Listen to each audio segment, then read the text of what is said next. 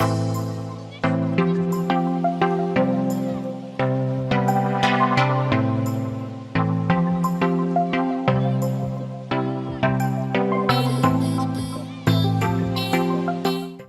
Everyone, welcome to Advait Education. मेरा नाम है अक्षय मिश्रा और आप पढ़ रहे हैं क्लास 11 12th की सीरीज। अब प्रीवियस वीडियो में हमने क्या किया, अपना चैप्टर शुरू किया इलेक्ट्रोमैग्नेटिक वेव्स के बारे में।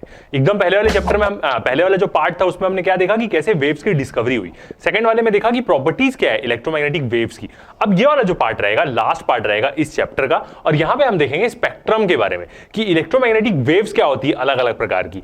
Microwaves, infrared, visible light, gamma rays, X rays, ये सब चीजों के बारे में देखेंगे। रेडियो वेव्स, ये सब चीजों के बारे में देखेंगे। मतलब ईएम स्पेक्ट्रम कैसा रहता है, मतलब हम इलेक्ट्रोमैग्नेटिक वेव्स के बारे में तो जानते हैं, बट उसमें कितनी प्रकार की वेव्स होती है इस चीज के बारे में देखेंगे। सबकी अपनी अपनी फ्रीक्वेंसी क्या होती है, किसकी फ्रीक्वेंसी बड़ी होती है, किसकी वेवलेंथ बड़ी होती है, ये सब चीजों के बारे में हम क्या करेंगे, यहाँ पे डिस्कस करेंगे।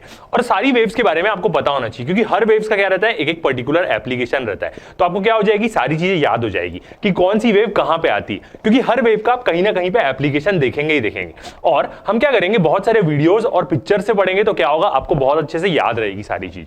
ठीक है, तो शुरू करते हैं। हमारा टॉपिक रहेगा इलेक्ट्रोमैग्नेटिक स्पेक्ट्रम। मतलब हम क्या करेंगे, सारे प्रकार की क्या देखेंगे, ईएम वेव्स देखेंगे। ऑल टाइप ऑफ ईएम मतलब इलेक्ट्रोमैग्नेटिक वेव्स के बारे में बात करेंगे। ईएम स्पेक्ट्रम ही क्या कंटेन करता है, ये स्पेक्ट्रम पूरा बताता है कि कौन सी वेव्स की फ्रीक्वेंसी ज्यादा है। एक प्रकार की लिस्ट रहती है, सबसे ज्यादा फ्रीक्वेंसी वाली वेव्स रेडियो वेव्स और सबसे कम गामा रेस। फिर रेडियो वेव्स की फ्रीक्वेंसी ज्यादा है तो उसी के हिसाब से क्या रहेगी, वेवलेंथ रहेगी। वैसे टाइप से पूरी क्या चीज बताता है, ये एक प्रकार से चार्ट फॉर्म में बताता है। ठीक है, तो कौन कौन सी वेव्स के बारे में डिस्कस करेंगे, एक छोटे से क्लिप से देखते हैं। हम कौन सी वेव के बारे में बात करेंगे, सबसे बड़ी क्या होती है, रेडियो वेव्स, और अलग अलग उसकी फ्रीक्वेंसी होती है। माइक्रोवेव्स के बारे में, विजिबल लाइट आती है नेक्स्ट इसके बाद, जिसकी क्या रहती है, फ्रीक्वेंसी क्या रहती है, ज्यादा रहती है। फ्रीक्वेंसी क्या होती जाएगी, धीरे धीरे बढ़ते जाएगी। फिर आता है आयोनाइजेशन रेडिएशन, इसका मतलब X rays, gamma rays, ultraviolet, ये सब रेज क्या रहती है, थोड़ी खतरनाक रहती है। यदि किसी एटम से हिट करे तो उसके वो क्या कर सकती है, एटम्स को क्या कर सकती है, मतलब म्यूटेट कर सकती है या उसको वो कर सकती है। तो यहां से आप देख सकते हैं कि वेव कैसी है। जो वेव जल्दी जल्दी बन रही है उसकी मतलब क्या है, फ्रीक्वेंसी ज्यादा है। और लाइट वेव्स की क्या रहती है, एकदम विजिबल लाइट जो रहती है वो क्या आती है, एकदम बीच में आती है। आयोनाइजेशन रेडिएशन में 3 आता है, एक्स रेज, अल्ट्रावायलेट और गामा रेज। यही सब चीजों के बारे में हम क्या देखेंगे कि सबकी प्रॉपर्टीज क्या है, सबके एप्लीकेशन क्या है, ये सब चीजों के बारे में देखेंगे। ठीक है, आगे बढ़ते हैं। नेक्स्ट यदि हम देखें तो ऐसा ही पूरी लिस्ट क्या होती है, हमारा इलेक्ट्रोमैग्नेटिक स्पेक्ट्रम होता है कि किसकी फ्रीक्वेंसी कैसी है और कैसी है। तो ये कैसा स्पेक्ट्रम है, ये सबसे छोटी वाली फ्रीक्वेंसी से फिर बड़ी होते जा रही है फ्रीक्वेंसी धीरे धीरे करके। तो आप देख सकते हैं एंड में क्या आ रही है, हमारी रेडियो वेव्स आ रही है। तो ऐसे ही हम क्या देखेंगे, पूरे स्पेक्ट्रम के बारे में देखेंगे कि कौन कौन सी वेव्स होती है, क्या उसकी फ्रीक्वेंसी होती है और क्या उसकी क्या होती है, वेवलेंथ होती है। ठीक है, आगे बढ़ते हैं। सबसे पहले हम शुरू करते हैं, हम कैसे शुरू करेंगे, सबसे पहले रेडियो वेव्स अपने स्पेक्ट्रम में। तो पूरी प्रॉपर्टीज और जनरली इसमें क्या याद रखना पड़ता है, हमें फ्रीक्वेंसी और वेवलेंथ उसकी याद रखनी पड़ती है कि क्या क्या होती है, जो क्या रहता है, इंपॉर्टेंट रहता है। और ये चीज पूछेगी आपको एग्जाम में, तो आप क्या कर सकते हैं, अच्छे से बता सकते हैं। फर्स्ट आती है हमारी रेडियो वेव्स। हम स्पेक्ट्रम में सबसे नीचे से शुरू कर रहे हैं। यदि इसकी फ्रीक्वेंसी के बारे में बात करें तो क्या होती है, 5 × 10⁵ हर्ट्ज से लेके 1 × 10⁹ हर्ट्ज तक। ऐसे याद करने में क्या होता है, जनरली मुश्किल जाता है। अब ये क्या है, सबसे लोएस्ट फ्रीक्वेंसी रहती है यदि इसकी हम देखें तो, मतलब जो पूरा स्पेक्ट्रम है, स्पेक्ट्रम में ये सबसे नीचे आती है। अब हम एकदम डिटेल में बात करेंगे। सबसे कम फ्रीक्वेंसी रेडियो वेव्स का मतलब ये है कि जो साइकिल उसकी बन रही है वो क्या बनेगी, बहुत कम बनेगी एक साइकिल में। और अब एक भले देख सकते हैं कि 5 × 10⁵ हर्ट्ज है, मगर बाकी सारी इलेक्ट्रोमैग्नेटिक वेव्स में इसकी फ्रीक्वेंसी सबसे कम होती है। तो they have lowest frequency and maximum wavelength. Lambda की वैल्यू सबसे ज्यादा रहती है इन ईएम स्पेक्ट्रम। यदि फ्रीक्वेंसी कम है तो एक साइकिल में क्या, मतलब एक सेकंड में क्या होगी, बहुत कम साइकिल बनेगी। इसका मतलब वो जो कर्व बनेगा साइन वाला वो क्या बनेगा, बड़ा बनेगा। तो वेवलेंथ क्या आती, ज्यादा आती। दोनों क्या रहते हैं, एक प्रकार से इनवर्सली प्रोपोर्शनल रहते हैं।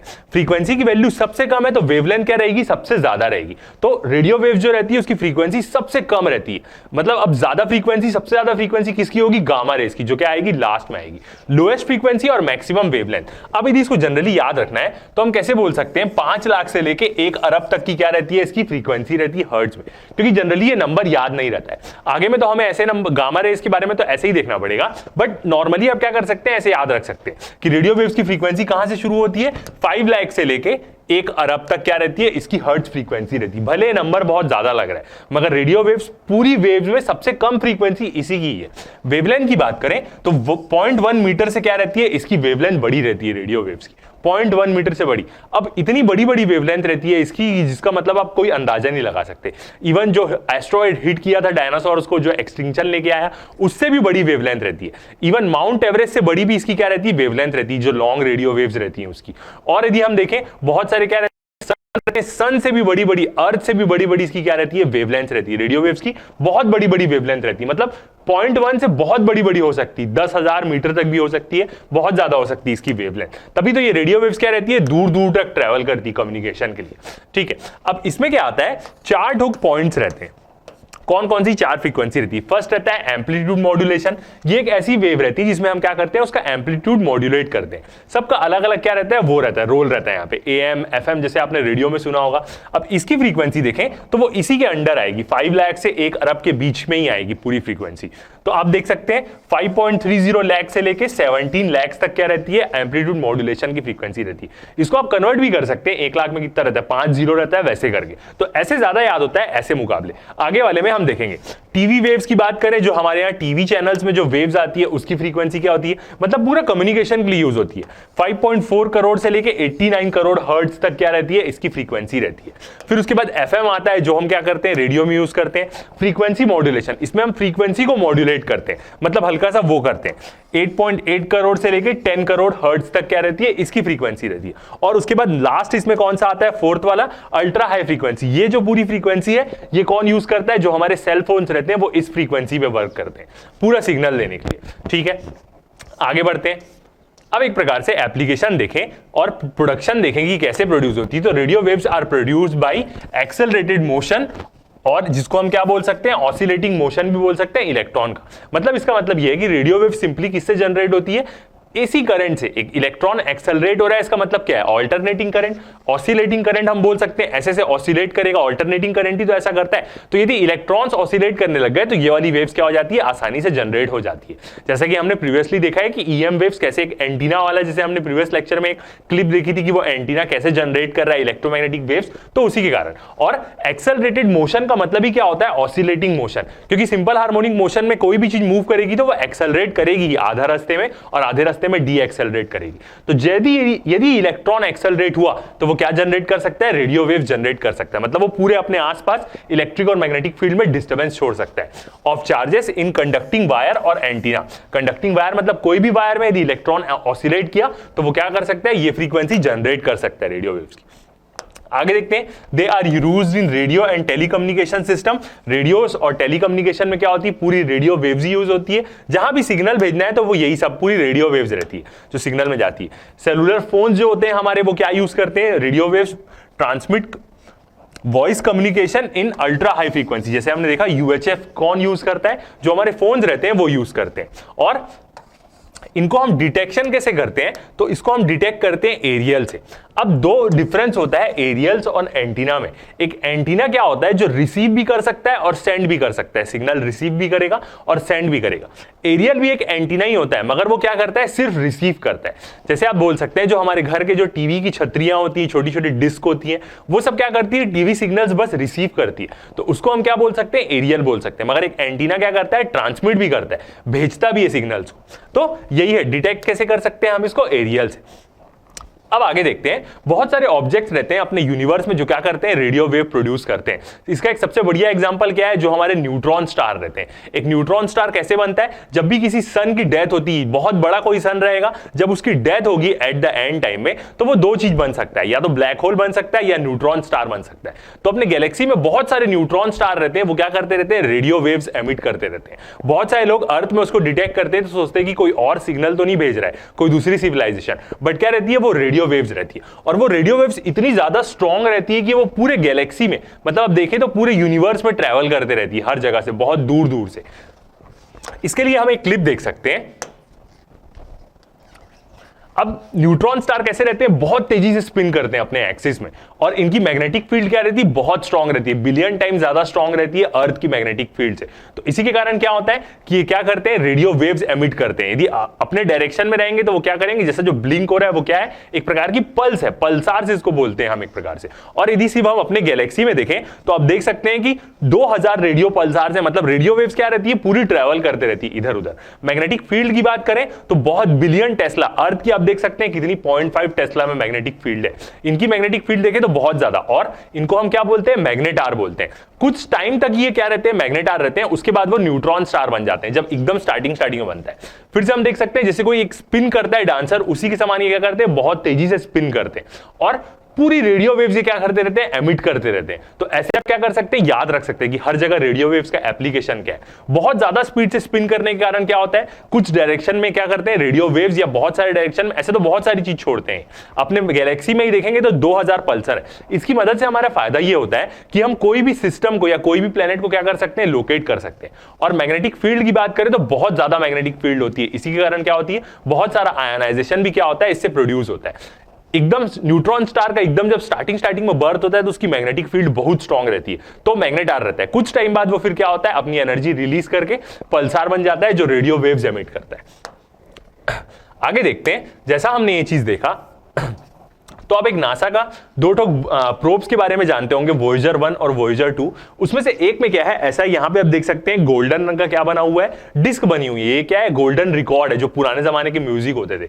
इसमें उन्होंने क्या यूज किया है, ये यदि आप गोल्डन रिकॉर्ड की फोटो देखेंगे तो वहां पे उन्होंने एक सिग्नल बनाया है ऐसे करके। ये जो एक मैप टाइप का बनाया है, ये अर्थ की लोकेशन शो कर रहा है बहुत सारे पल्सर्स की मदद से। पल्सार्स की मदद से मतलब जो क्या होते हैं, न्यूट्रॉन स्टार की मदद से, कि अर्थ की लोकेशन कहां है, बहुत सारे न्यूट्रॉन स्टार के टर्म्स में। क्योंकि सारे न्यूट्रॉन स्टार क्या करते हैं, रेडियो वेव्स एमिट करते हैं, तो उससे क्या पता लगा सकते हैं, हम लोकेशन पता लगा सकते हैं। तो ये वाला जो प्रोब है, ये क्या हो गया, पूरा हमारे हीलियोस्फीयर के भी बाहर निकल गया, मतलब हमारे सोलार सिस्टम के भी बाहर निकल के वो कहीं जा रहा है। तो ये ऐसा उसमें सिंबल ऐसा दिया गया है कि यदि वो किसी को मिला, किसी दूसरी सिविलाइजेशन को, तो उन लोग क्या कर सके कि अर्थ की लोकेशन पॉइंट आउट कर सके सारे न्यूट्रॉन स्टार की मदद से। तो ऐसा रहता है इसकी फोटो में। अब ये फोटो में देख सकते हैं बाकी सारी इंफॉर्मेशन इस रिकॉर्ड को चलाने के लिए है, और ये क्या है, अर्थ की लोकेशन बहुत सारे न्यूट्रॉन स्टार की मदद से, क्योंकि वो रेडियो वेव्स छोड़ते हैं। अब नेक्स्ट आता है हमारा रेडियो वेव्स के बाद नेक्स्ट स्पेक्ट्रम आता है हमारा, जो नेक्स्ट वेव रहती है वो क्या रहती है, माइक्रोवेव्स रहती है। रेडियो वेव्स, अब उससे क्या होगी, फ्रीक्वेंसी अब बड़ी होती जाएगी और वेवलेंथ क्या होती जाएगी, कम होती जाएगी धीरे धीरे करके। तो माइक्रोवेव्स के बारे में देखें तो इसकी फ्रीक्वेंसी रेडियो वेव से भी ज्यादा रहती है। क्या बोल सकते हैं हम, 1 गीगाहर्ट्ज। गीगा मतलब कितना होता है, 10⁻⁹ होता है, और गीगाहर्ट्ज से 300 गीगाहर्ट्ज तक क्या रहती है, इसकी फ्रीक्वेंसी रहती है रेडियो मतलब माइक्रोवेव्स की। इसको हम नॉर्मल टर्म्स में बोले तो आप 1 अरब बोल सकते हैं क्या, फ्रीक्वेंसी, और इसको हम क्या बोल सकते हैं, 300 अरब के फॉर्म में भी बोल सकते हैं। लोग अलग अलग तरीके से इन फ्रीक्वेंसीज को याद रखते हैं, क्योंकि आपको एग्जाम में पूछेगा तो आपको फ्रीक्वेंसी की रेंज याद होनी चाहिए। वेवलेंथ की बात करें तो लास्ट हमारी जो रेडियो वेव थी वो कहां थी, मतलब उसकी 0.1 से क्या थी, बड़ी थी फ्रीक्वेंसी देखे तो। ऐसे आप कंपेयर करके याद कर रख सकते हैं। 0.1 मीटर से क्या थी, उसकी वेवलेंथ क्या थी, बड़ी थी। तो अब क्या रहेगी, वेवलेंथ इससे छोटी होती जाएगी धीरे धीरे करके, और फ्रीक्वेंसी क्या होती जाएगी, इस वैल्यू से बड़ी होती जाएगी। तो यदि इसकी वेवलेंथ देखें 0.1 मीटर से बड़ी थी, अब ये 0.1 मीटर से छोटी रहेगी। माइक्रोवेव्स की वेवलेंथ देखें तो 0.1 मीटर से कहां तक जाती है, 0.1 mm तक इसकी जो वेवलेंथ रहती है। फ्रीक्वेंसी के बारे में देख लिया, आगे देखते हैं माइक्रोवेव्स का भी क्या रहता है, बहुत सारा यूज रहता है। जितने भी रेडार सिस्टम्स रहते हैं उसमें क्या होती है, माइक्रोवेव्स ही यूज होती है। The frequency is greater than radio waves but have wavelength smaller than radio waves. Microwave की फ्रीक्वेंसी क्या होती है, रेडियो वेव से ज्यादा होती है, मगर उसकी जो वेवलेंथ रहती है रेडियो वेव से कम रहती है। माइक्रोवेव्स आर कॉल्ड, इसी को हम क्या बोलते हैं, शॉर्ट वेवलेंथ रेडियो वेव्स भी बोलते हैं। माइक्रोवेव्स क्या रहता है, एकदम प्रॉपर डिस्टिंक्शन नहीं रहता है, एक बड़े रेंज में हम उनको डिस्टिफाई कर सकते हैं। जब इन लोगों की लिमिट खत्म होते रहती है, मतलब रेडियो वेव से जब माइक्रोवेव में आते रहते हैं तो हल्का सा सिमिलैरिटी आ सकती है। तो इसकी क्या है, अब जो जितनी भी रेडियो वेव्स है उसकी 0.1 मीटर से ज्यादा वेवलेंथ है, 0.1 मीटर से छोटी हुई तो वो क्या हो जाएगी, माइक्रोवेव हो जाएगी। तो इसीलिए इसको हम क्या बोल सकते हैं, शॉर्ट वेवलेंथ रेडियो वेव्स भी बोल सकते हैं। ऐसी रेडियो वेव जिसकी वेवलेंथ छोटी है, 0.1 मीटर से छोटी है, क्योंकि रेडियो वेव्स की तो 0.1 से बड़ी है। आगे देख सकते हैं which are produced by vacuum tubes. इसको हम किसकी मदद से प्रोड्यूस करते हैं, वैक्यूम ट्यूब की मदद से। अब कैसे बनता है, क्लिंस्टोन और मैग्नेट्रॉन वॉल्व, ये जो मैग्नेट्रॉन वॉल्व है ये क्या रहती है, हमारे माइक्रोवेव में भी लगे रहती है। जितने भी हमारे माइक्रोवेव्स रहते हैं घर के, वो सब क्या करते हैं, जो भी फूड पकाने की मतलब जो खाना उन लोग पकाते हैं वो किसकी मदद से पकाते हैं, माइक्रोवेव्स की मदद से पकाते हैं। वो क्या करती है माइक्रोवेव, सीधा जैसे हम लोग एक बार डिस्कशन कर रहे थे तो मेरे एक फ्रेंड ने बोला कि माइक्रोवेव जो है वो खाने को अंदर से पकाता है, इनसाइड आउट करके। तो हम लोग उसको डिसमिस कर दिए, कह रहे नहीं तो कुछ भी बोल रहा है, ऐसा नहीं होता है भाई, वेव्स तो बाहर से लगेगी उसको, तो बाहर से वो पूरा चीज गर्म होगा। बट ओरिजिनली माइक्रोवेव्स कैसे फूड को पकाती है ना, अंदर में वाटर मॉलिक्यूल्स रहते हैं, जितने भी खाने के कंटेंट रहेंगे सब में वाटर मॉलिक्यूल्स होते हैं। माइक्रोवेव्स क्या करती है, एक पर्टिकुलर 2.3 गीगाहर्ट्ज कुछ वाटर की वाइब्रेशनल एनर्जी रहती है, मतलब जिसमें वो एकदम गर्म होने लग जाएगा। वाइब्रेट हुआ मतलब गर्म होने लग जाएगा, टेम्परेचर उसी से तो डिसाइड होता है कि किसके मॉलिक्यूल्स कितने ज्यादा वाइब्रेट कर रहे हैं। तो माइक्रोवेव क्या करती है, सीधा वाटर मॉलिक्यूल्स को वाइब्रेशनल एनर्जी दे देती है गीगाहर्ट्ज के फॉर्म में, और उसी के कारण क्या होने लग जाता है, खाने के अंदर के वाटर मॉलिक्यूल्स गर्म होने लग जाते हैं,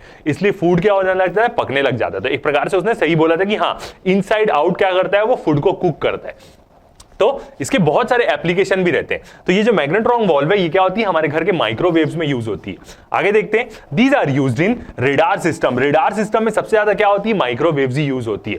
और प्रीवियसली आपने 11th में पढ़ा होगा किसके बारे में, डॉपलर शिफ्ट के बारे में। तो डॉपलर शिफ्ट की मदद से ही हम क्या करते हैं, फ्रीक्वेंसी जो चेंज होती है उसी की मदद से हम क्या पता लगा सकते हैं कि कितनी एपरेंट फ्रीक्वेंसी है, अगले की स्पीड क्या है, यदि हम स्टेशनरी है तो ये रेडार सिस्टम में पूरी यूज होती है for aircraft navigation and microwave oven for cooking. ये सबसे बेस्ट एग्जांपल रहता है जो हमारे घर में माइक्रोवेव्स रहते हैं उसके कुकिंग के लिए, मतलब खाने को पकाने के लिए। Used in study of atomic and molecular structures. अब ये वेव्स क्या होती जा रही है, धीरे धीरे इसकी वेवलेंथ छोटी होती जाएगी, तो इसको हम क्या कर सकते हैं, अंदर एटॉमिक स्ट्रक्चर को रीड करने के लिए क्या कर सकते हैं, यूज कर सकते हैं। आगे देखते हैं, and use to measure speed of vehicle, speed of cricket ball etcetera. कोई भी गाड़ियां जाते रहती है, अब बहुत सारे मूवीज में देखे होंगे पुलिस वाले एक गन लेके रहते हैं, जिस गन को पॉइंट आउट करें तो वो क्या करती है, स्पीड डिटेक्ट कर लेती है। वो गन में कौन से प्रिंसिपल पे वर्क करती है, माइक्रोवेव से। और जब हम क्रिकेट देखते हैं तो जो बॉल की स्पीड हमेशा हमारे पास आते रहती है वो भी किससे मदद से पता चलती है, माइक्रोवेव से। माइक्रोवेव पूरे ग्राउंड में ट्रांसमिट होते रहेगी और वो क्या करेगी, सबसे ज्यादा स्पीड में जो चीज मूव कर रही है उसकी स्पीड बताएगी। तो क्रिकेट ग्राउंड में सबसे ज्यादा तेजी से कौन मूव करती है, बॉल मूव करती है, ऑब्वियस बात है, उससे ज्यादा स्पीड से तो कोई भाग नहीं सकता ना, तो वो उसकी क्या बताएगी, स्पीड बताते रहेगी एक प्रकार से। तो ऐसे ही इसको हम क्या करते हैं, यूज करते हैं। Determine by point contact diodes, इसको हम और पढ़ेंगे सेमीकंडक्टर में। इसका डिटरमाइन कैसे करते हैं, डायोड की मदद से हम क्या कर सकते हैं, माइक्रोवेव्स को क्या कर सकते हैं, डिटेक्ट कर सकते हैं। ठीक है, आगे बढ़ते हैं। अब माइक्रोवेव का एक और ये चीज खासियत रहती है कि यदि हम ऊपर स्पेस में क्या करें, माइक्रोवेव टेलीस्कोप से देखें ना, तो हमें क्या दिखता है, ऐसा पूरा क्या दिखता है, पूरा यूनिवर्स दिखता है। इसको हम बोलते हैं कॉस्मिक माइक्रोवेव बैकग्राउंड। मतलब जो हमारा पूरा यूनिवर्स है उसमें क्या है, उसका कुछ टेम्परेचर है, 2 केल्विन टेम्परेचर रहता है। स्पेस का टेम्परेचर 0 केल्विन नहीं रहता, 2 केल्विन रहता है। मतलब जब हमारा पहले यूनिवर्स बना था उस समय वो बहुत गर्म था, अभी तक जो उसकी हीट है वो पूरी क्या हुई है, डिसॉल्व नहीं हुई है। तो पूरे यूनिवर्स को आप माइक्रोवेव टेलीस्कोप में देखेंगे तो आपको ऐसा दिखेगा, एक प्रकार से हीट के फॉर्म में दिखेगा, यहां पे बोल सकते हैं। तो इसको हम क्या बोलते हैं, कॉस्मिक माइक्रोवेव बैकग्राउंड बोलते हैं। माइक्रोवेव टेलीस्कोप से ही दिखता है और इसी से हमें प्रूव भी होता है कि जो बिग बैंग था, जो हम थ्योरी बोलते हैं कि 13.8 बिलियन ईयर्स पहले यूनिवर्स एक चीज से पूरा ब्लास्ट होकर बना है, वो भी थ्योरी क्या होती है, प्रूफ होती है। तो इसको हम क्या कर सकते हैं, एक क्लिप में भी देख सकते हैं कि कैसे यदि हम माइक्रोवेव टेलीस्कोप यूज करेंगे तो हमें नाइट स्काई दिखेगा। देख सकते हैं यदि नॉर्मल स्काई में हम क्या करें, अपना माइक्रोवेव टेलीस्कोप पॉइंट आउट करें तो हमें ऐसे दिखने लग जाएगा। अलग अलग स्पॉट्स क्या बताएंगे हमें कि कहां पे ज्यादा हीट है, कहां से ज्यादा माइक्रोवेव मिल रही है, वो चीज के बारे में। तो माइक्रोवेव्स क्या होता है, बहुत ज्यादा यूजफुल रहती है। यदि आप स्पेस में एक ऐसा टेलीस्कोप यूज करेंगे तो आपको पूरा क्या दिखेगा, लाइट्स के फॉर्म में दिखेगा। ये पुराने टाइम की जब यूनिवर्स बना है तब की हीट है, जो अभी तक क्या हुई है, डिस्पर्स, पूरी ठंडी नहीं हुई है, इसलिए 2 केल्विन टेम्परेचर बोलते हैं। ठीक है, अब एक नोट पॉइंट है, ये वाला क्वेश्चन एग्जाम में पूछता है कि जब आप माइक्रोवेव में खाना पकाएंगे तो आप कौन सा वेसल यूज करेंगे। कभी भी मेटल कंटेनर्स यूज नहीं करते हम। क्यों मेटल कंटेनर यूज नहीं करते, क्योंकि एक तो वो चार्ज हो सकते हैं, शॉक का खतरा है, ऊपर से वो बहुत ज्यादा गर्म हो जाते हैं। यदि हम मिट्टी के कंटेनर्स यूज करेंगे, प्रोक्लेम्ड वेसल जिसको हम बोलते हैं, उसके कंटेनर यूज करेंगे तो वो जल्दी गर्म नहीं होते, क्योंकि उसके मॉलिक्यूल्स बहुत ज्यादा मतलब बहुत कम स्पीड से वाइब्रेट करते हैं। तो one should use proclaim vessels. ऐसा क्या क्वेश्चन मल्टीपल चॉइस में पूछता है कि माइक्रोवेव्स में हम कैसे कंटेनर यूज कर सकते हैं, तो हम प्रोक्लेम्ड वेसल यूज करनी चाहिए। प्रोक्लेम वेसल मतलब मिट्टी के जो बर्तन रहते हैं अलग प्रकार के। माइक्रोवेव्स का कुछ बहुत सारी चीजें भी आती है, कुछ प्लास्टिक के भी ऐसे आते हैं जिसको हम यूज कर सकते हैं। मैं आपको दिखाऊंगा दिखाऊंगा, and not proclaimed vessel use करनी चाहिए and not metal containers, microwave oven, because the danger of getting shock from accumulated electric charges, क्योंकि वेव्स है उससे क्या हो सकता है, मेटल में चार्ज एक्यूमुलेट हो सकता है, क्योंकि वहां पे मैग्नेटिक फील्ड भी तो है। मेटल्स में ऑल्सो भी मेल्ट फ्रॉम हीटिंग, मेटल क्या हो सकते हैं, हीट के कारण मेल्ट भी हो सकते हैं। The proclaim containers remains unaffected and cool, जितने भी प्रोक्लेम वेसल्स रहती है वो क्या रहती है, अनअफेक्टेड रहती है और थोड़ी सी ठंडी रहती है, बिकॉज इस larger molecule vibrates and rotate with much smaller frequency, उसके जो मॉलिक्यूल्स बड़े रहते हैं तो वो कम फ्रीक्वेंसी से वाइब्रेट करते हैं, यदि ज्यादा फ्रीक्वेंसी से वाइब्रेट करेंगे तो ज्यादा माइक्रोवेव क्या करेंगे, वो एब्जॉर्ब करेंगे, that this can not absorb microwaves, hence we do not get heated up, मतलब जो प्रोक्लेम वेसल्स रहती है वो हीट नहीं होती है, तो कभी भी माइक्रोवेव में आप क्या करेंगे, मेटल के कंटेनर्स नहीं डालेंगे। देख सकते हैं ऐसे प्रकार की ये दोनों क्या फोटो दिखा रही है, प्रोक्लेम वेसल की, एक प्रकार से चाइनीज क्ले इसको हम बोल सकते हैं। कुछ अलग प्लास्टिक के भी इंस्ट्रूमेंट्स आते हैं माइक्रोवेव में रखने के लिए, जैसे ये वाला एक है, इसको भी हम क्या कर सकते हैं, यूज कर सकते हैं मेटल कंटेनर्स के अलावा। ठीक है, आगे बढ़ते हैं। नेक्स्ट टॉपिक आती है हमारी, नेक्स्ट वेव आती है इंफ्रारेड। अब यहां से यदि हम देखें तो ये वाला चीज हल्की सी, ठीक है। अब इंफ्रारेड वेव्स के बारे में बात करते हैं। ये इंफ्रारेड वेव्स कैसी रहती है कि हर एक चीज क्या होती है, जो भी बॉडी, इसको हम, इसका दूसरा नाम क्या होता है, इसको हम बोलते हैं हीट वेव्स के बारे में। कोई भी बॉडी है जिसका टेम्परेचर 0 केल्विन के ऊपर है तो वो क्या करती है, एनर्जी रेडिएट करती है। 0 केल्विन आप समझ सकते हैं कि कितना छोटा है। नॉर्मल टेम्परेचर कितना होता है, जैसे रूम टेम्परेचर ये वाला कितना है, 20 डिग्री सेल्सियस का है, तो -0 केल्विन मतलब कितना होता है, -273.15 डिग्री सेल्सियस, -273 डिग्री सेल्सियस, मतलब आप सोच सकते हैं। तो कोई भी चीज 0 केल्विन के ऊपर हर एक चीज होती है। बोल सकते हैं कि जो इवन ब्लैक होल्स भी 0 केल्विन में नहीं रहते हैं, वो कुछ पॉइंट, बहुत छोटे पॉइंट में क्या रहते हैं, केल्विन में रहते हैं, और जितना बड़ा ब्लैक होल होगा उतना उसका टेम्परेचर क्या होगा, और छोटा होगा। तो आप एक चीज देख सकते हैं, मतलब स्पेस और ब्लैक होल में बिलियन कुछ पॉइंट्स का फर्क रहता है, मगर फिर भी वो भी 0 केल्विन नहीं रहते। तो जो हर एक चीज जो भी 0 केल्विन के ऊपर है वो क्या करेगी, हीट रेडिएशन एमिट करती ही करती है। उसी को हम क्या बोलते हैं, इंफ्रारेड बोलते हैं। मतलब इस वर्ल्ड की सारी चीजें क्या करती है, इंफ्रारेड वेव्स क्या करती है, हीट के फॉर्म में एमिट करते ही रहती है। अब इसकी फ्रीक्वेंसी की बात करें तो ये अब फ्रीक्वेंसी बड़ी होती जाएगी धीरे धीरे। 300 गीगाहर्ट्ज से कहां रहती है, 400 टेराहर्ट्ज तक रहती है। टेरा को यदि हम बोले तो गीगा मतलब 10⁹ होता है, और 3 टेरा होता है 10⁻12 होता है, तो 400 टेराहर्ट्ज तक रहती है। मतलब हम बोल सकते हैं 3 × 10⁻11 हर्ट्ज या 4 × 10⁻14 हर्ट्ज तक क्या बोल सकते हैं, इसको हम बोल सकते हैं इसकी फ्रीक्वेंसी। वेवलेंथ कितनी होगी, लास्ट माइक्रोवेव की वेवलेंथ कितनी थी, 1 mm तक रहती थी। अब क्या होगी, बड़ी वेवलेंथ बड़ी होती जाएगी, वेवलेंथ क्या होती जाएगी, छोटी होती जाएगी, और फ्रीक्वेंसी बड़ी होती जाएगी, तो वेवलेंथ और छोटी होगी। अब इंफ्रारेड की कितनी होगी, 1 mm से 700 नैनोमीटर तक रहेगी, मतलब ये और छोटी हो जाएगी। नैनो मतलब हम क्या बोल सकते हैं, 10⁻⁻9 मीटर के फॉर्म में। तो इसकी वेवलेंथ कहां से रहती है, 1 mm से 700 नैनोमीटर तक, और 300 गीगाहर्ट्ज से लेके 400 टेराहर्ट्ज तक क्या रहती है, इसकी फ्रीक्वेंसी रहती है। ऐसे याद करने में क्या रहती है, चीजें जल्दी याद रहती है। देखते हैं, these waves were discovered by Herschel. Herschel ने क्या करी थी, इस वेव्स को डिस्कवर किया था। These waves produce from heat radiating bodies और हॉट बॉडीज। ये वेव्स कौन प्रोड्यूस करती है, जो भी बॉडी के पास हीट है, और हर एक चीज जो 0 केल्विन के ऊपर है उसको हम बोलेंगे कि उसके पास कुछ हीट तो है ही है। ह्यूमन बॉडीज तो बहुत ज्यादा टेम्परेचर रहता है तो वो तो रेडिएट करते रहती है। हॉट बॉडीज के बारे में देखें, एक 0 डिग्री सेल्सियस में भी क्या होती है, कोई ना कोई बॉडी हीट एमिट करते ही रहेगी, क्योंकि वो क्या 273 केल्विन, मतलब आप देख सकते हैं कितना होता है, 0 केल्विन होनी चाहिए, और वो 273 मतलब डिग्री, देख सकते हैं कि कितना पीछे आता है वो। एंड मॉलिक्यूल्स, सारे मॉलिक्यूल्स क्या करते रहते हैं, इंफ्रारेड एमिट करते रहते हैं। They have high penetration power, इनकी जो पेनिट्रेशन पावर रहती है इंफ्रारेड वेव्स की वो ज्यादा रहती है। आगे वाली वेव्स हम देखेंगे ultrasonic, X rays, gamma rays, तो उनकी तो और ज्यादा पेनिट्रेशन पावर रहती है। These waves are also called heat wave, इसी को हम क्या बोलते हैं, हीट वेव बोलते हैं।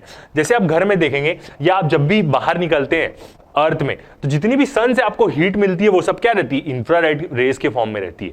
और ये इंफ्रारेड वेव्स की मदद से ही क्या होती है, जो हमारी ग्लोबल वार्मिंग है, जिसके कारण अर्थ थोड़ा सा गर्म रहता है, वो क्या रहता है, सिर्फ इस इंफ्रारेड के कारण ही रहता है। क्योंकि इसके बाद वाली जो आएगी विजिबल लाइट, वो तो आती है सन से, क्योंकि वही एटमॉस्फेयर क्या कर सकती है, क्रॉस कर सकती है, मगर जैसी वो अर्थ में हिट करती है वो रिफ्लेक्ट होती है। रिफ्लेक्ट होने के बाद क्या हो जाती है, वो इंफ्रारेड हो जाती है, और बहुत सारी जो ग्रीन हाउस गैसेस है, जैसे कार्बन डाइऑक्साइड, ये सब चीजें कार्बन डाइऑक्साइड, NH3, ये सब गैसेस क्या करती है और गर्म करती है, जिसके कारण हम क्या बोल रहे हैं, ग्लोबल वार्मिंग हो रहा है। तो वो सब कौन से कारण है, ये इंफ्रारेड वेव्स के कारण है। और molecules they have high heat waves. आगे देखते हैं, this is because water molecules present in most of the materials readily infrared waves. मतलब क्या करते हैं, बहुत सारे मॉलिक्यूल्स में जो वाटर मॉलिक्यूल्स रहते हैं वो क्या करते हैं, रेडिएट करते हैं इंफ्रारेड वेव्स, जैसे CO2 और NH3। ये सब क्या बोलते हैं, इसको हम ग्रीन हाउस गैसेज ही बोलते हैं। After absorption their thermal motion increases. कोई भी बॉडी हीट एब्जॉर्ब करेगी तो उसके मॉलिक्यूल ज्यादा वाइब्रेट करने लग जाएंगे। इसी को तो हम बोलते हैं टेम्परेचर। किसी बॉडी का टेम्परेचर ज्यादा है तो हम क्या बोलेंगे, उसके मॉलिक्यूल्स ज्यादा तेजी से वाइब्रेट कर रहे हैं। किसी का टेम्परेचर कम है तो हम बोलेंगे इसके मॉलिक्यूल्स, जो अंदर लेवल के मॉलिक्यूल्स है, थर्मल एनर्जी है जो इसके बाद जो इंटरनल एनर्जी बनाती है। ऐसे ही तो हम देखते हैं, जो हमने काइनेटिक थ्योरी में पढ़ा है 12th 11th में आप बोल सकते हैं। तो कोई भी बॉडी हीट एब्जॉर्ब करेगी तो उसके जो पार्टिकल्स हैं, एटम्स है, उसका जो कंपन है, वाइब्रेशन, वो इंक्रीज होगा। That is they heat up and heat their surrounding. कोई भी चीज इंफ्रारेड एब्जॉर्ब करी तो वो खुद भी गर्म होगी और अपने सराउंडिंग को भी क्या करने लग जाएगी, गर्म करने लग जाएगी। क्योंकि हर जगह एयर तो है ही, एयर कांटेक्ट में रहेगी तो कन्वेक्शन हो गई, जैसे हम बोलते हैं एक प्रकार का हीट ट्रांसफर फिनोमिना है। तो जितनी भी हीट होती है वो सब क्या होती है, एक प्रकार से इंफ्रारेड होती है। आगे देखते हैं इसका use. Infrared lamps are used in physical therapies. बहुत सारी थेरेपीज होती है जिसमें हम क्या करते हैं, इंफ्रारेड लैंप्स को क्या कर सकते हैं, यूज करते हैं। Infrared radiation also plays an important role in maintaining the earth warm और वार्मनेस और average temperature through the greenhouse effect. यही क्या मदद करता है, हमें एवरेज टेम्परेचर मेंटेन करने के भी काम आता है। क्योंकि जितनी भी अर्थ की गैसेस हैं वो क्या करती हैं, ये वेव्स एब्जॉर्ब करती हैं जो सन से आती है हमारे पास।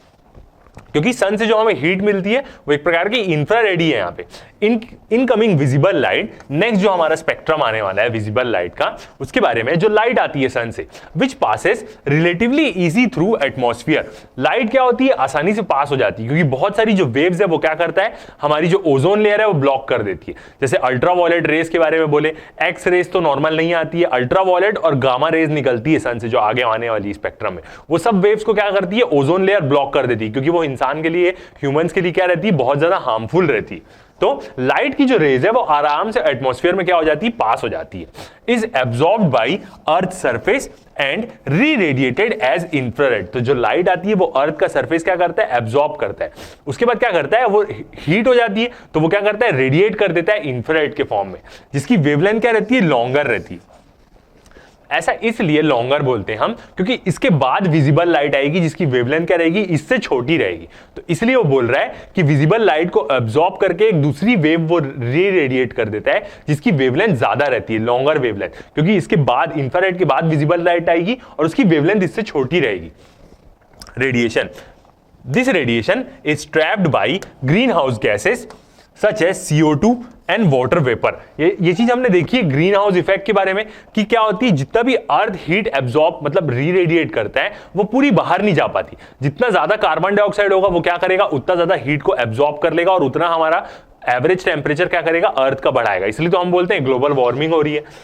Infrared detectors are used in Earth satellites both for military purpose and to observe growth of crops. इसके जो डिटेक्टर्स रहते हैं ये क्या रहते हैं, मिलिट्री पर्पस के लिए भी यूज होते हैं। आप देखे होंगे हम इंफ्रारेड विजन्स यूज करते हैं, या आप देखे होंगे कि जो इतने भी घर के कैमरेज होते हैं उनमें हम देखे होंगे कि कोने कोने में एक बल्ब लगे रहते हैं, एक LEDs लगे रहते हैं। वो क्या करते हैं, इंफ्रारेड एमिट करते हैं। तो इसका फायदा क्या होगा मिलिट्री पर्पस के लिए, आप रात में देख सकते हैं, या बहुत सारी इंफ्रारेड इमेजेस देखे होंगे जिससे हम रात में भी, नाइट विजन गॉगल्स जो रहते हैं वो सब क्या करते हैं, इंफ्रारेड ही यूज करते हैं।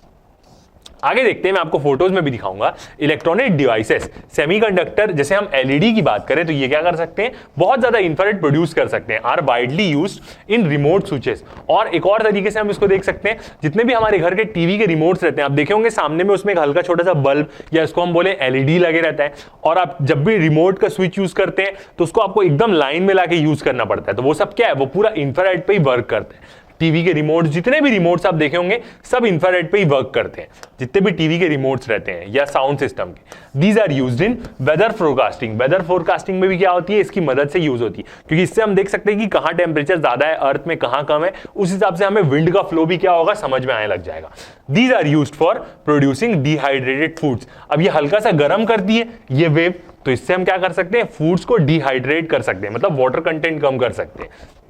और सबसे बढ़िया यूज क्या है, solar water heater, solar cells और कुकर में हम क्या करते हैं, इंफ्रारेड वेव्स को यूज करते हैं। मतलब हमारे जितने भी सोलार की चीजें रहती है वो सब क्या होती है, इसी पे वर्क करती है। Infrared waves are produced by vibration of atom and molecules and detected by thermopiles. अब ऑब्वियस ही बात है, इंफ्रारेड मतलब एक प्रकार की हीट है, तो इसको हम प्रोड्यूस कैसे कर सकते हैं, कोई भी बॉडी का टेम्परेचर ज्यादा होगा, मतलब उसके एटम्स ज्यादा तेजी से वाइब्रेट कर रहे होंगे, तो वो इंफ्रारेड क्या कर सकते हैं, प्रोड्यूस कर सकते हैं। Bolometer and infrared photographic film, ये सब चीजों से क्या कर सकते हैं, हम इसको डिटेक्ट कर सकते हैं। ठीक है, आगे देखते हैं फोटोज में। तो यदि आप एक इंफ्रारेड इमेज देखें तो आपको वो क्या दिखेगी, ऐसे दिखेगी। यदि आप देखेंगे बहुत सारा आजकल की जो सिस्टम्स है वो तो बहुत ज्यादा क्या हो गए, एडवांस्ड हो गए, जिसमें आपको ग्रीन रंग की लाइट दिखती है, वो तो बहुत ज्यादा एडवांस्ड है। तो बहुत सारे प्रकार से हम इसको यूज कर सकते हैं। और यहां से हमें क्या पता चलता है इंफ्रारेड से कि टेम्परेचर कहां ज्यादा है। आप देख सकते हैं जिनकी भी फोटो है, यहाँ पे ऑरेंज दिख रहा है, इसका मतलब टेम्परेचर ज्यादा है, और ये वाला एरिया खाली जगह है, तो आप देख सकते हैं पर्पल, जहां पे टेम्परेचर क्या है, कम है। तो इससे हमें बहुत ज्यादा हीट के बारे में सेंस मिलता है। और यदि आप एक नॉर्मल फोटो देखें तो आप एक देख सकते हैं कि ये क्या है, पूरा अंधेरा है, यहाँ पे पर्सन दिख नहीं रहा है। मगर इसी को आप इंफ्रारेड में देखेंगे तो आपको पूरी नॉर्मल इमेज दिखेगी, मतलब एकदम क्लियर दिखेगी विदाउट कलर। तो ऐसे ही तो हम क्या करते हैं, जितने भी हमारे नाइट विजन्स रहते हैं, कैमराज रहते हैं, वो सब क्या यूज करते हैं, इंफ्रारेड ही क्या करते हैं, पूरा यूज करते हैं। एक और इमेज देख सकते हैं, तो अलग अलग वो रहता है कि कैमरा कैसा है, उस हिसाब से हमें क्या मिलती है, इंफ्रारेड इमेज मिलती है। यहाँ पे भी आप देख सकते हैं ऐसी जितनी भी इमेज रहती है सब क्या रहती है, इंफ्रारेड ही रहती है। और ये वाला आप देख सकते हैं ऐसे ग्रीन रंग की भी इमेजेस आप देखे होंगे, जितने भी सोल्जर्स यूज करते हैं अपने नाइट विजन गॉगल्स में, वो सब क्या रहती है, इंफ्रारेड ही रहती है पूरी। आगे देखते हैं, एक प्रकार से हम क्या देख सकते हैं, अर्थ में भी देख सकते हैं कि कहां पे हमारा क्या है, ये एक सैटेलाइट की फोटो है, इंफ्रारेड सैटेलाइट की फोटो, अर्थ में देखने के लिए कि कहां पे टेम्परेचर का डिस्ट्रीब्यूशन कैसा हो रहा है। और जैसे हमने देखा कि सोलार वाला, तो आप देख सकते हैं सन से जो ये वाली है विजिबल लाइट नॉर्मल आ रही है, उसके बाद अर्थ क्या कर रहा है, री-रेडिएट कर रहा है इंफ्रारेड के फॉर्म में, और वही CO2 क्या करता है, एब्जॉर्ब कर लेता है। जितना ज्यादा CO2 होगा उतना ज्यादा क्या हो रहा है, हमारे यहाँ ग्लोबल वार्मिंग हो रही है। H2O मतलब जो वाटर वेपर के मॉलिक्यूल्स रहते हैं, CH4, ये सब क्या करते हैं, इंफ्रारेड एब्जॉर्ब कर लेते हैं। ठीक है, अब नेक्स्ट स्पेक्ट्रम आता है हमारा विजिबल लाइट। इसके पहले विजिबल लाइट की जितनी भी ऊपर की पहले लाइट है, मतलब क्या क्या हमने देखा, रेडियो वेव्स, माइक्रोवेव्स, इंफ्रारेड, इसको हम अपनी नॉर्मल आंखों से नहीं देख सकते। और इसके बाद की भी जो तीन आएगी, ultraviolet, X rays, gamma rays, इनको भी हम आंखों से नहीं देख सकते। बस हम क्या देख सकते हैं, विजिबल लाइट ही जो देख सकते हैं, एक प्रकार की इलेक्ट्रोमैग्नेटिक वेव है जिसको हम अपनी नॉर्मल आंखों से देख सकते हैं। अब इसका भी एक रीजन है कि हम सिर्फ यही पार्ट EM स्पेक्ट्रम का क्यों देख सकते हैं, बाकी पार्ट क्यों नहीं देख सकते। वो उसका रीजन ये है कि जो सबसे पहली जो आईज इवॉल्व हुई थी, मतलब स्पीशीज की, वो कहां पे हुई थी, पानी के अंदर ही हुई थी। कोई भी जो आए होंगे, मतलब जितने भी माइक्रोब्स आए होंगे, पानी के अंदर ही सबसे पहले लाइफ इवॉल्व हुई। तो वहां पे पानी के अंदर लाइट वेव्स क्या करती है, ट्रेवल कर लेती है। तो वहीं पे जो आईज इवॉल्व हुई होगी वो ऐसी इवॉल्व हुई कि इंसान क्या कर सके, देख सके अपने सराउंडिंग को, खाना ढूंढ सके, मतलब उसको किसी प्रकार का खतरा रहे और कोई भी डिले ना रहे इंफॉर्मेशन में, क्योंकि लाइट की स्पीड से ट्रेवल कर रही, सर्च से हमें इंफॉर्मेशन मिलेगी कि वहां पे खतरा है। तो ह्यूमंस इवॉल्व ही ऐसा हुए कि उनको सिर्फ ये EM स्पेक्ट्रम में इतना पार्ट वो देख सकते हैं, विजिबल लाइट। तो यही इसका वो है, रीजन है। अब यदि इसकी हम वेवलेंथ देखें, मतलब फ्रीक्वेंसी के बारे में पहले बात करें, तो 400 टेराहर्ट्ज से लेके, टेरा मतलब क्या, 10⁻12 हो जाएगा, वो 700 टेराहर्ट्ज तक रहती है क्या इसकी फ्रीक्वेंसी। फ्रीक्वेंसी अब धीरे धीरे करके बढ़ने लग जाएगी, मतलब अब बोल सकते हैं 4 × 10⁻14 हर्ट्ज से लेके 7 × 10⁻14 हर्ट्ज तक। सब लोग अलग अलग तरीके से क्या करते हैं, याद करते हैं। अब यदि हम देखें, लास्ट हमारी जो माइक्रोवेव थी उसकी लिमिट कितनी थी, 700 नैनोमीटर्स थी। अब क्या होगी, वेवलेंथ और छोटी होगी। इसकी कितनी लिमिट रहती है, 700 नैनोमीटर से लेके 400 नैनोमीटर तक क्या रहती है, इसकी वेवलेंथ रहती है। वेवलेंथ कम होती जाएगी, फ्रीक्वेंसी अब क्या होती जाएगी, धीरे धीरे बढ़ते जाएगी। आगे देखते हैं, it is the most familiar form of EM waves. ये क्या है, बहुत फेमिलियर फॉर्म है, किसको, क्योंकि हम इसको पूरा आंख से देख सकते हैं। अब इसमें कौन सा आता है, विबग्योर हम बोलते हैं, जितने भी कलर्स रहते हैं उसके बारे में, उसकी भी आपको इमेज दिखाऊंगा। It is a part of a spectrum that is detected by human eyes. बहुत सारे अलग अलग जानवर जो रहते हैं, मतलब जो एनिमल्स रहते हैं, जैसे स्नेक हो गया, उन लोग और भी कुछ कुछ स्पेक्ट्रम में देख सकते हैं, बट ह्यूमन आइज सिर्फ क्या कर सकती है, विजिबल रेस को ही देख सकती है। इसके ऊपर के तीन हम अपने आंखों से नहीं देख सकते। Visible light emitted or reflected from objects around us provides us information about our world. ये क्या देते हैं, मतलब जितने भी ऑब्जेक्ट्स रिफ्लेक्ट करते हैं उसी से हमें क्या पता चलती है, वर्ल्ड के बारे में इंफॉर्मेशन मिलती है. Our eyes are sensitive to this range of wavelengths. जो हमारी आईज है वो एकदम सेंसिटिव है, इस रेंज की यदि वेवलेंथ हमें मिली तो हम उसको क्या कर सकते हैं, देख सकते हैं आंख से लाइट को. Different animals are sensitive to different range of wavelengths. बहुत सारे अलग अलग जो एनिमल्स रहते हैं वो अलग अलग रेंज के वेवलेंथ से रहते हैं. जैसे हम देखें स्नेक्स लोग जो रहते हैं कैन डिटेक्ट इंफ्रारेड वेव्स. जितने भी सांप के बारे में हम बात करें, स्नेक्स के बारे में, तो वो इंफ्रारेड भी देख सकते हैं. अब ऐसा क्यों वो इंफ्रारेड देख सकते हैं, क्योंकि जनरली मैक्सिमम स्नेक क्या होते हैं, अंदर धरती के अंदर रहते हैं. स्नेक्स वाइब्रेशन भी सेंस कर सकते हैं, उनके पास बहुत सारी चीजें रहती है. तो जब वो अर्थ के अंदर रहते हैं, बिल में घूमते रहते हैं, तो वो उनको हीट भी दिखती है एक प्रकार से इंफ्रारेड. तो इसीलिए वो क्या कर सकते हैं, देख सकते हैं. And visible range of many insects extend well to the ultraviolet. बहुत सारे जो कीड़े रहते हैं, इंसेक्ट्स रहते हैं, उनकी अल्ट्रावायलेट तक भी जाती है विजिबल रेंज. मतलब जस्ट इसके बाद आने वाली अल्ट्रावायलेट, इससे ज्यादा फ्रीक्वेंसी और इससे कम वेवलेंथ की. तो ये है क्या हमारी विजिबल रेस के बारे में.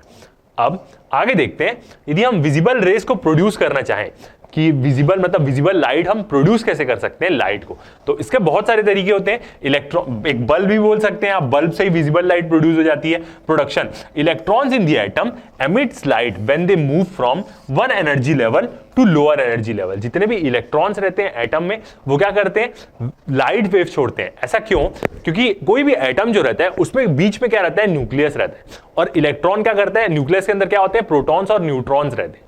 इलेक्ट्रॉन क्या करते रहते हैं, रिवॉल्व करते रहते हैं. तो दोनों आपस में क्या करते रहते हैं, एनर्जी शेयर करते रहते हैं. मतलब एक इंफॉर्मेशन शेयर करते हैं. कैसे, फोटॉन्स के फॉर्म में. फोटॉन्स मतलब क्या होती है, जो लाइट पार्टिकल्स होते हैं. प्रोटॉन नहीं है, फोटॉन्स याद रखिएगा. तो जब इलेक्ट्रॉन मतलब न्यूक्लियस बीच में रहता है, इलेक्ट्रॉन घूमते रहता है, तो दोनों एक दूसरे को एनर्जी बर्स्ट देते रहते हैं फोटॉन्स का. तो इलेक्ट्रॉन्स जब भी हायर एनर्जी लेवल से लोअर एनर्जी लेवल पे आता है, वो एक क्या देता है, एक लाइट रे देता है, एक फोटॉन देता है. और यदि हम किसी एक इलेक्ट्रॉन को फोटॉन दे दे तो वो हायर एनर्जी लेवल में भी चले जाएगा. और डिटेक्ट कैसे कर सकते हैं हम, एक तो आंखों से ही डिटेक्ट कर सकते हैं, हमें दिखेगा लाइट आ रही है तो. Photo cells and photographic films, जितने भी हमारे कैमराज हैं उनसे भी हम क्या कर सकते हैं, डिटेक्ट कर सकते हैं. ठीक है, अब विजिबल लाइट के लिए एक ठोक हम क्लिप में देखते हैं तो हमें समझ में आएगा. अब देखें तो जितने भी एटम्स रहते हैं वो हायर एनर्जी स्टेट और लोअर एनर्जी स्टेट में जब जाते हैं तो वो क्या करते हैं, लाइट एमिट करते हैं. जितने भी इसको आप देख सकते हैं एक प्रकार से लोअर एनर्जी स्टेट में आ गए. अब देख सकते हैं ये डायग्राम में एटम की कोर, न्यूक्लियस और इलेक्ट्रॉन. यदि इलेक्ट्रॉन एक्साइटेड स्टेट में है तो वो क्या करेगा, ड्रॉप हो जाएगा और एक क्या देगा, लाइट फोटॉन्स देगा. और यदि एक फोटॉन्स इसमें आ भी गया तो वो क्या हो जाएगा, और एक्साइटेड स्टेट में आ जाएगा. तो इलेक्ट्रॉन्स जब भी अपनी एनर्जी लूज करते हैं तो वो क्या करते हैं, एक एक फोटॉन्स या लाइट को क्या करते हैं, वो एमिट करते हैं. आगे बढ़ते हैं. अब यदि हम ईएम स्पेक्ट्रम के बारे में ही पूरा डायग्राम में देखें तो आप क्या कर सकते हैं, यहां से पूरा देख सकते हैं स्पेक्ट्रम के बारे में. सिर्फ विजिबल लाइट वाला ही पार्ट जो रहता है वो हम अपनी आंखों से देख सकते हैं. बाकी इसके पहले का 3 गामा रेज, एक्सरे, अल्ट्रावायलेट जो भी आने वाला है इसको तो हम नहीं देख सकते. अभी तक हमने क्या देखा है, रेडियो वेव्स के बारे में, am, amplitude modulation, TV, FM. Radar मतलब क्या है, एक प्रकार से माइक्रोवेव. और इंफ्रारेड, ये भी क्या रहता है, अपनी आंखों से के लिए क्या रहता है, इनविजिबल रहता है. और विजिबल स्पेक्ट्रम इतना रहता है. उसके बाद वाला 3 भी क्या है, इनविजिबल टू ह्यूमन आई. अब इसमें आप देख सकते हैं 1 2 3 4 5 6 होता है विब्ग्योर जिसको हम बोलते हैं. तो इसमें कौन कौन से कलर आते हैं और इसकी वेवलेंथ कितनी होती है, ये जानना क्या रहता है, हमारे लिए इंपॉर्टेंट रहता है. क्योंकि ये चीज आपको पूछेगा हर कलर की वेवलेंथ कैसे रहती है. तो इसको कैसे याद करने का तरीका है, फर्स्ट आप याद रखिए कहां से आ रही है. 700 नैनोमीटर से 400 नैनोमीटर के बीच में क्या होती है, विजिबल लाइट होती है. तो 400 से शुरू करते हैं. बस 50-50 का ही डिफरेंस रहता है 6 कलरों में. यहाँ पे तो देखते हैं 400 नैनोमीटर से तो जितनी भी विजिबल लाइट रहती है उसकी वेवलेंथ कितनी रहती है पूछता है, क्योंकि फ्रीक्वेंसी तो वही रहेगी. अब यही स्पेक्ट्रम को देखें, मतलब विजिबल लाइट का हम देखें तो इसको हम क्या बोलते हैं, विब्ग्योर बोलते हैं. विब्ग्योर मतलब V मतलब वॉयलेट, B मतलब ब्लू, G मतलब ग्रीन, Y मतलब येलो, O मतलब ऑरेंज और R मतलब रेड. ऐसे आप क्या कर सकते हैं, सारे कलर्स को याद रख सकते हैं. अब यदि इसकी हम वेवलेंथ देखें जो किसमें, नैनोमीटर्स में ही है, क्योंकि 700 से 400 के बीच में, तो 400 450 में क्या आता है, हमारा वॉयलेट कलर आता है. 450 से 500 देखें तो ब्लू आ जाएगा. 500 से 550 के बीच में ग्रीन, 550 से 600 के बीच में येलो, 600 से 650 के बीच में ऑरेंज और 650 से 700 के बीच में क्या आता है, रेड आता है. मतलब रेड की क्या रहती है, वेवलेंथ थोड़ी सी बड़ी रहती है एक प्रकार से देखें तो आप. तो ये चीज क्या है, पूछता है और आपको ये क्या रहनी चाहिए, याद रहनी चाहिए कि कितनी उसकी वेवलेंथ है. ठीक है, अब आगे बढ़ते हैं। नेक्स्ट आता है हमारा स्पेक्ट्रम में कौन सी वेव आती है, अल्ट्रावायलेट रेज। अल्ट्रावायलेट रेज के बारे में बात करें, फ्रीक्वेंसी अब बढ़ते जाएगी धीरे धीरे और वेवलेंथ कम होती जाएगी। अल्ट्रावायलेट रेज की फ्रीक्वेंसी के बारे में देखें तो कितना 10 टू द पावर 14 हर्ट्ज, जो वहां पे खत्म हुई थी उसी से क्या होगा यहाँ पे चालू होगा। 10 टू द पावर 14 हर्ट्ज के बारे में, मतलब इसको हम क्या बोल सकते हैं, 100 टेरा हर्ट्ज बोल सकते हैं। टेरा मतलब 10 to the power 12 to 600 10 to the power 16 hertz तक हम बोल सकते हैं। अब इसको याद करने का तरीका क्या है, 100 टेरा हर्ट्ज से लेके 100 पेटा हर्ट्ज तक हम इसको बोल सकते हैं। पेटा मतलब क्या होता है, 10 टू द पावर 15 होता है। पेटा की बात करें तो ये कितना होगा, 10 टू द पावर 15। गीगा, टेरा और पेटा आता है, तो इसको आप क्या कर सकते हैं, ऐसे याद रख सकते हैं कि 100 टेराहर्ट्ज से लेके 10 पेटाहर्ट्ज तक रहती है किसकी, अल्ट्रावायलेट रेज। अब यही जो अल्ट्रावायलेट रेज है यही तो यूज होती है हमारे सोनार में, पानी के अंदर जो सबमरीन डिटेक्ट करती है उसमें यूज होती है। और आप बहुत सारी जगह में देखे होंगे ब्लैक लाइट के बारे में, और आप देखे होंगे मूवीज में कि जितने भी डिटेक्टिव्स लोग रहते हैं उन लोग फिंगरप्रिंट कैसे देखते हैं, एक ब्लू लाइट रहती है जिसको ब्लैक लाइट बोलते हैं जनरली, एक अलग प्रकार की लाइट रहती है जिसको आप फोकस करेंगे अंधेरे में तो आपको प्रिंट्स दिखने लग जाते हैं, वो सब क्या रहती है, पूरी अल्ट्रावायलेट रेज ही रहती है जिसको हम ब्लैक लाइट बोलते हैं, अलग प्रकार की। देखते हैं इसके बारे में। These were discovered bye Ritter. Ritter ने क्या करी थी, इन्हें डिस्कवर करी थी 1801 में। अब आप देख सकते हैं उन्होंने ये वेव के बारे में डिस्कवर कर लिया था, बट हमने देखा है कि इलेक्ट्रोमैग्नेटिक वेव्स की डिस्कवरी कब हुई, 1860 में, जब कौन आए, मैक्सवेल आए। तो ये रेज उन्होंने डिस्कवर कर ली थी, बट ये कहां फिट हो रही थी, कैसा इसका वो है, इलेक्ट्रोमैग्नेटिक वेव है, ये सब चीज तो बाद में पता चली ना जब पूरा लिंक हुआ। तो रिटर ने क्या करी थी, इसको डिस्कवर कर रही थी कि अल्ट्रावायलेट रेज होती है। These rays are produced by special lamps and very hot bodies.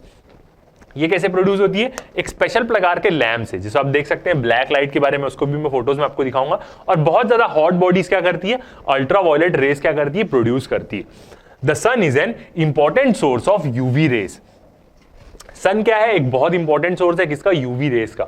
और यही जो अपना रेडिएशन है, ये सब क्या रहते हैं, हार्मफुल रहते हैं। अब जितने भी विजिबल लाइट के बाद जितने भी रेडिएशन आएंगे, मतलब अल्ट्रा रेडिएशन मतलब wavy, ultraviolet, X ray, gamma ray, ये सब क्या रहते हैं, हार्मफुल रहते हैं ह्यूमन बॉडीज के लिए, म्यूटेट कर देते हैं। और जो हमारी ओजोन लेयर है, हम बोलते हैं ना ओजोन लेयर हमें किससे प्रोटेक्ट करती है, सन की अल्ट्रावायलेट रेज से, तो वो क्या करती है, उसी से प्रोटेक्ट करती है। अब कुछ अल्ट्रावायलेट रेज अर्थ में भी आती है, जैसे हम देखे होंगे बहुत सारे लोग बीच जाते हैं तो लोग सनस्क्रीन लगाते हैं सन बर्न से बचने के लिए। तो कुछ अल्ट्रावायलेट रेज अर्थ में आती है, बट वो अलग प्रकार की, ए बी कुछ रहती है, वो अलग प्रकार की अल्ट्रावायलेट रेज आती है, बट जो क्या करती है, स्किन को टैन करती है, आप देखे होंगे। तो कुछ प्रकार की रेज आती है, बट जो एकदम हार्मफुल वाली अल्ट्रावायलेट रहती है वो ओजोन लेयर क्या करता है, ब्लॉक कर देता है, वो अर्थ में एंटर होने नहीं देता। तो कौन प्रोड्यूस करता है, स्पेशल प्रकार के कुछ लैम्प्स और hot bodies, very hot bodies, जैसे सन क्या है, एक बहुत ज्यादा हॉट बॉडी है, but fortunately absorbed bye ozone layer. But क्या होती है, अर्थ में अल्ट्रावायलेट रेज हार्मफुल वाली नहीं आती, क्योंकि ओजोन लेयर उसको ब्लॉक कर देती है। एट एन एल्टीट्यूड अबाउट 40 से 50 किलोमीटर के एल्टीट्यूड में क्या करती है, उसको ब्लॉक कर देती है ओजोन लेयर। आगे देखते हैं, UV light radiation in large quantity has harmful effects. इसको हम क्या बोलते हैं, आयोनाइजेशन रेडिएशन, जैसे हमने पहले एक क्लिप में देखा। क्योंकि इसकी क्या है, वेवलेंथ क्या होती जा रही, छोटी होती जा रही। जितनी वेव की वेवलेंथ छोटी होगी, मतलब उसके पास एनर्जी बहुत ज्यादा है।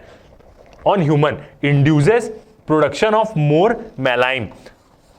प्रोडक्शन ऑफ मोर मेलाइन का मतलब क्या है, ह्यूमंस में ये इंड्यूस होता है, इसका मतलब कि स्किन का कलर चेंज होने लग जाता है, मेलाइन का मतलब कॉजिंग टैनिंग ऑफ स्किन हमारी टैन होने लग जाती है, हल्की सी कलर चेंज होने लग जाती है। वो कलर चेंज क्यों होता है, क्योंकि मेलाइन बहुत ज्यादा प्रोड्यूस होता है, और यही क्या करती है, अल्ट्रावायलेट रेस क्या करती है, बहुत ज्यादा प्रोड्यूस करती है ह्यूमन बॉडी में। अब सबका नुकसान है तो सबका यूज भी है। UV radiation is absorbed by ordinary glass. कोई भी आप एक सिंपल ग्लास ले लें, वो ग्लास से यूवी रेस पास नहीं हो सकती, याद रखिएगा। यदि आप किसी विंडो के पीछे बैठे हुए हैं तो आपको टैन नहीं होंगे, मतलब आपको यूवी रेस से बचना है तो आप एक सिंपली कोई भी ग्लास ले लीजिए, क्योंकि कोई भी ग्लास क्या करता है, यूवी रेस को एब्जॉर्ब कर लेता है। Hence, one cannot get tanned मतलब क्या होता है, सनबर्न होता है थ्रू ग्लास विंडो। जितने भी वेल्डर्स होते हैं आप देखे होंगे, वो एक तो ग्लास पहने रहते हैं या एक शील्ड लिए रहते हैं, क्योंकि वेल्डिंग में यूवी लाइट बहुत प्रोड्यूस होती है, तो वो शील्ड ले लिया आप तो यूवी लाइट पास ही नहीं हो पाएगी उससे। कोई भी ग्लास क्या करता है, एब्जॉर्ब कर लेता है। तो ये क्या है, एकदम बढ़िया तरीका है इसमें। Welder wear special glass goggles, एक तो वो ग्लास पहने रहते हैं या उसके बदले face mask with a glass window, आप देखे होंगे ऐसा पकड़ के वो लोग वेल्डिंग करते रहते हैं हमेशा, to protect their eyes from large amount of ultraviolet produced by welding arcs. जितनी भी वेल्डिंग आर्क होती है, जो चिंगारी रहती है, उससे क्या होती है, बहुत ज्यादा यूवी रेस क्या होती है, प्रोड्यूस होती है। अब यदि हम इसका एप्लीकेशन देखें तो बर्गलर अलार्म्स में भी क्या होती है, यूज होती है, जो हमारे घर में रहती है। ये नॉर्मली इंडियन घर में नहीं रहती है, आप फॉरेन घर में देखे होंगे तो लोग घर में अलार्म लगे रहते हैं, मतलब अचानक से ब्रेक फोर्स एंट्री हुई, दरवाजा खुला तो वो अलार्म बजने लग जाता है और पुलिस को इन्फॉर्म हो जाता है। यहां पे तो ऐसा ज्यादा देखने को नहीं मिलता है, तो उस अलार्म्स में ये क्या होती है, यूज होती है। एक लेजर की आई ट्रीटमेंट थेरेपी रहती है, उसमें भी क्या होती है, एकदम फोकस्ड करके उसमें आई ट्रीटमेंट करते हैं, उसमें भी अल्ट्रावायलेट रेज यूज होती है, इसको हम क्या बोलते हैं, लेस्क आई सर्जरी बोलते हैं। आगे देखें और किसमें काम आती है, चेकिंग मिनरल सैंपल्स में, स्टडी माइक्रोस्कोप मॉलिक्यूलर स्ट्रक्चर में, क्योंकि वेवलेंथ कम होते जा रही थी, उसको हम कहीं भी डाल सकते हैं अंदर में। सर्जिकल इंस्ट्रूमेंट्स को स्टेराइल करने के लिए, मतलब उसमें जर्म्स मारने के लिए काम आती है, और कोई भी मिनरल्स में यदि हमें जर्म्स को किल करना है तो ये रेस क्या होती है, काम आती है, क्योंकि ये हार्मफुल है, बैक्टीरिया के कांटेक्ट में आएगी तो उन लोगों को क्या कर देगी, किल कर देगी। तो ये है अल्ट्रावायलेट रेस का क्या एप्लीकेशन। तब आप देख सकते हैं फोटोज में कि ऐसा एक यूवी क्या रहता है, टॉर्च रहता है, अब इसको क्या बोलते हैं, जनरली ब्लैक लाइट बोलते हैं इसको। तो ऐसा टॉर्च क्या करता है, प्रोड्यूस करता है, इसको हम देख सकते हैं कि कहां पे फिंगरप्रिंट्स हैं। और वेल्डिंग में आप देख सकते हैं कि ऐसे एक शील्ड यूज होती है, क्योंकि इसमें शील्ड यूज करते हैं वर्कर्स लोग, क्योंकि बहुत ज्यादा यूवी रेस प्रोड्यूस होती है। अब आप देखे होंगे बहुत सारी ऐसे क्या आती है, ब्लैक ट्यूब लाइट्स भी आती है, जो एक अलग प्रकार की लाइट, एक अलग ही क्या देती है, अलग ही प्रकार का फैशन देती है। ये ज्यादा हार्मफुल नहीं होती है, क्योंकि इसको तो लोग अपने घरों में, पब्स में भी क्या करते हैं, यूज करते हैं। तो ऐसे ही जो ब्लैक लाइट होती है, ये सब क्या होती है, अल्ट्रावायलेट रेड सी प्रोड्यूस करती है। एक जलते हुए देख सकते हैं इसको, आप फोटो को हल्की सी ब्लू लाइट की क्या हो रही है, यहाँ पे प्रोडक्शन हो रहा है, ये नॉर्मल ट्यूबलाइट नहीं है। और ये फोटो में आप देख सकते हैं कि एक फेस क्या है, सनस्क्रीन वाला है और एक विदाउट सनस्क्रीन वाला है। तो इसको आप अल्ट्रावायलेट में देखेंगे तो आप देख सकते हैं इस तरफ कितनी ज्यादा ब्लैकिश है, मतलब यहां पे ज्यादा क्या हुआ है, अल्ट्रावायलेट एब्जॉर्ब हो गई है, क्योंकि सनस्क्रीन वाला कौन सा है, इस तरफ वाला है। यहां पे क्या हुई है, अल्ट्रावायलेट एब्जॉर्ब नहीं हुई, मतलब आप सनस्क्रीन लगा के रखेंगे तो आपको बहुत सारी चीजों से क्या, अल्ट्रावायलेट से क्या करेगी, प्रोटेक्ट करके रखेगी। इस तरफ उसने सनस्क्रीन नहीं लगाई है तो आप देख सकते हैं यहां पे मेलाइन ज्यादा प्रोड्यूस हुआ है, मतलब स्किन का कलर क्या हो रहा है, धीरे से चेंज हो रहा है। ये जो है, जो हम सनस्क्रीन लगाते हैं, वो एक अलग प्रकार की अल्ट्रावायलेट रेज रहती है, वो एकदम खतरनाक वाली नहीं रहती। जो ओरिजिनली जो रहती है उसको तो ओजोन लेयर क्या करती है, स्टॉप कर देती है। कुछ ए बी इसमें कैटेगरी रहती है, वो वाली रहती है, बट है अल्ट्रावायलेट। एक और फोटोज आप देख सकते हैं, ये एक रस्सी का, मतलब आप देख सकते हैं ये पहली वाली क्या है, अल्ट्रावायलेट रेस से ही क्या हुई है, डैमेज हो गई है। और इसी का आप देख सकते हैं ओरिजिनल फॉर्म में देख सकते हैं कि नई कितनी वो है, और अल्ट्रावायलेट रेस से क्या हो गई है, डैमेज हो गई। इसको कहीं एकदम एक्सट्रीम कंडीशन में क्या हुई होगी, ये वाली रस्सी यूज हुई होगी या धूप में रखी होगी वैसी वाली। फिर नेक्स्ट आती है हमारी रे एक्स रेस। ये भी क्या रहती है, बहुत फेमस रहती है, क्योंकि जब भी किसी की हड्डी टूट जाती है तो डॉक्टर के पास जाते हैं हम एक्सरे करवाने के लिए। ये भी क्या रहती है, हार्मफुल रहती है, बट जो हम मेडिकल पर्पस के लिए यूज करते हैं वो उतनी ज्यादा हार्मफुल नहीं रहती है। बट यदि बहुत ज्यादा मात्रा में एक्सरेज प्रोड्यूस हो तो ये भी क्या कर सकती है, आयोनाइजेशन रेडिएशन है, ये भी क्या कर सकता है, एटम्स को चेंज कर सकता है, म्यूटेट कर सकता है। अब इसकी फ्रीक्वेंसी की बात करें तो कहां से रहती है, 3 × 10⁻16 हर्ट्ज से लेके 3 × 10⁻21 हर्ट्ज तक रहती है। ये तो बहुत ज्यादा बड़ा है, इसको अब याद कर सकते हैं कि 30 पेटा हर्ट्ज से रहती है। और वेवलेंथ की बात करें तो वेवलेंथ अब सेम कनेक्टेड रहती है सब एक दूसरे से, 1 नैनोमीटर से 10⁻³ नैनोमीटर तक क्या रहती है, इसकी वेवलेंथ रहती है। वेवलेंथ और छोटी होती जाएगी, फ्रीक्वेंसी बड़ी हो रही है, ज्यादा साइकिल बन रही है, तो वेवलेंथ और क्या होती जाएगी, छोटी होती जाएगी। आगे देखते हैं, these rays were discovered by German professor Roentgen. Roentgen ने क्या करी थी, एक्सरेज को सबसे पहले क्या किया था, डिस्कवर किया था। One common way to generate X ray is to bombard a metal target by high energy electrons. ये एक सबसे कॉमन तरीका रहता है, इसको आप बहुत बार सुने होंगे कि कोई भी मेटल टारगेट को आप एकदम हाई एनर्जी इलेक्ट्रॉन से हिट करेंगे तो एक्सरेज क्या होती है, प्रोड्यूस होती है। एक्सरे डैमेज और डिस्ट्रॉय लिविंग टिश्यूज, ये भी क्या करती है, हार्म करती है। एंड ऑर्गेनिजम्स, माइक्रोब्स को भी क्या करती है, डिस्ट्रॉय कर सकती है। Care must be taken to avoid unnecessary and over exposure. बहुत ज्यादा जब भी हम अपनी हड्डियां टूटती है एक्सरेज कराने जाते हैं तो वो कुछ सेकंड के लिए रहता है, वो उतना हार्मफुल नहीं रहता है। बट कहीं पे एकदम ज्यादा प्रोड्यूस हो रही है, जो यूज कर रहा है उसके लिए क्या होती है, हार्मफुल हो सकती है। एप्लीकेशन देखें एक्सरे का, तो एक तो एप्लीकेशन हम जानते ही हैं, used in surgery to detect fracture, diseased organ and stones in body. बहुत सारे लोगों के किडनी में स्टोन्स रहते हैं, तो उससे क्या होता है, ये सब डिटेक्ट करने के काम आती है।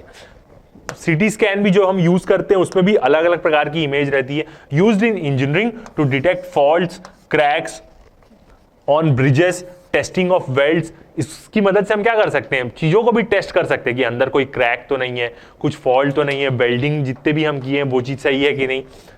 Used in metro stations to detect metals और एक्सप्लोजिव मटेरियल्स। कहाँ पे यूज होती है, जितने भी हमारे रेलवे स्टेशन होते हैं उसमें भी यूज होती है। आप देखे होंगे एक बक्सा रहता है, एक स्टेशन रहता है, उससे हम अपना सूटकेस पास कराते हैं, तो आप देखे होंगे हल्का सा एक्सरे में आपको दिखता है कि अंदर कोई मेटल टारगेट तो नहीं है, उसके लिए। और साइंटिफिक रिसर्च में भी क्या होती है, ये सारी चीजें यूज होती है एक्सरेज के बारे में।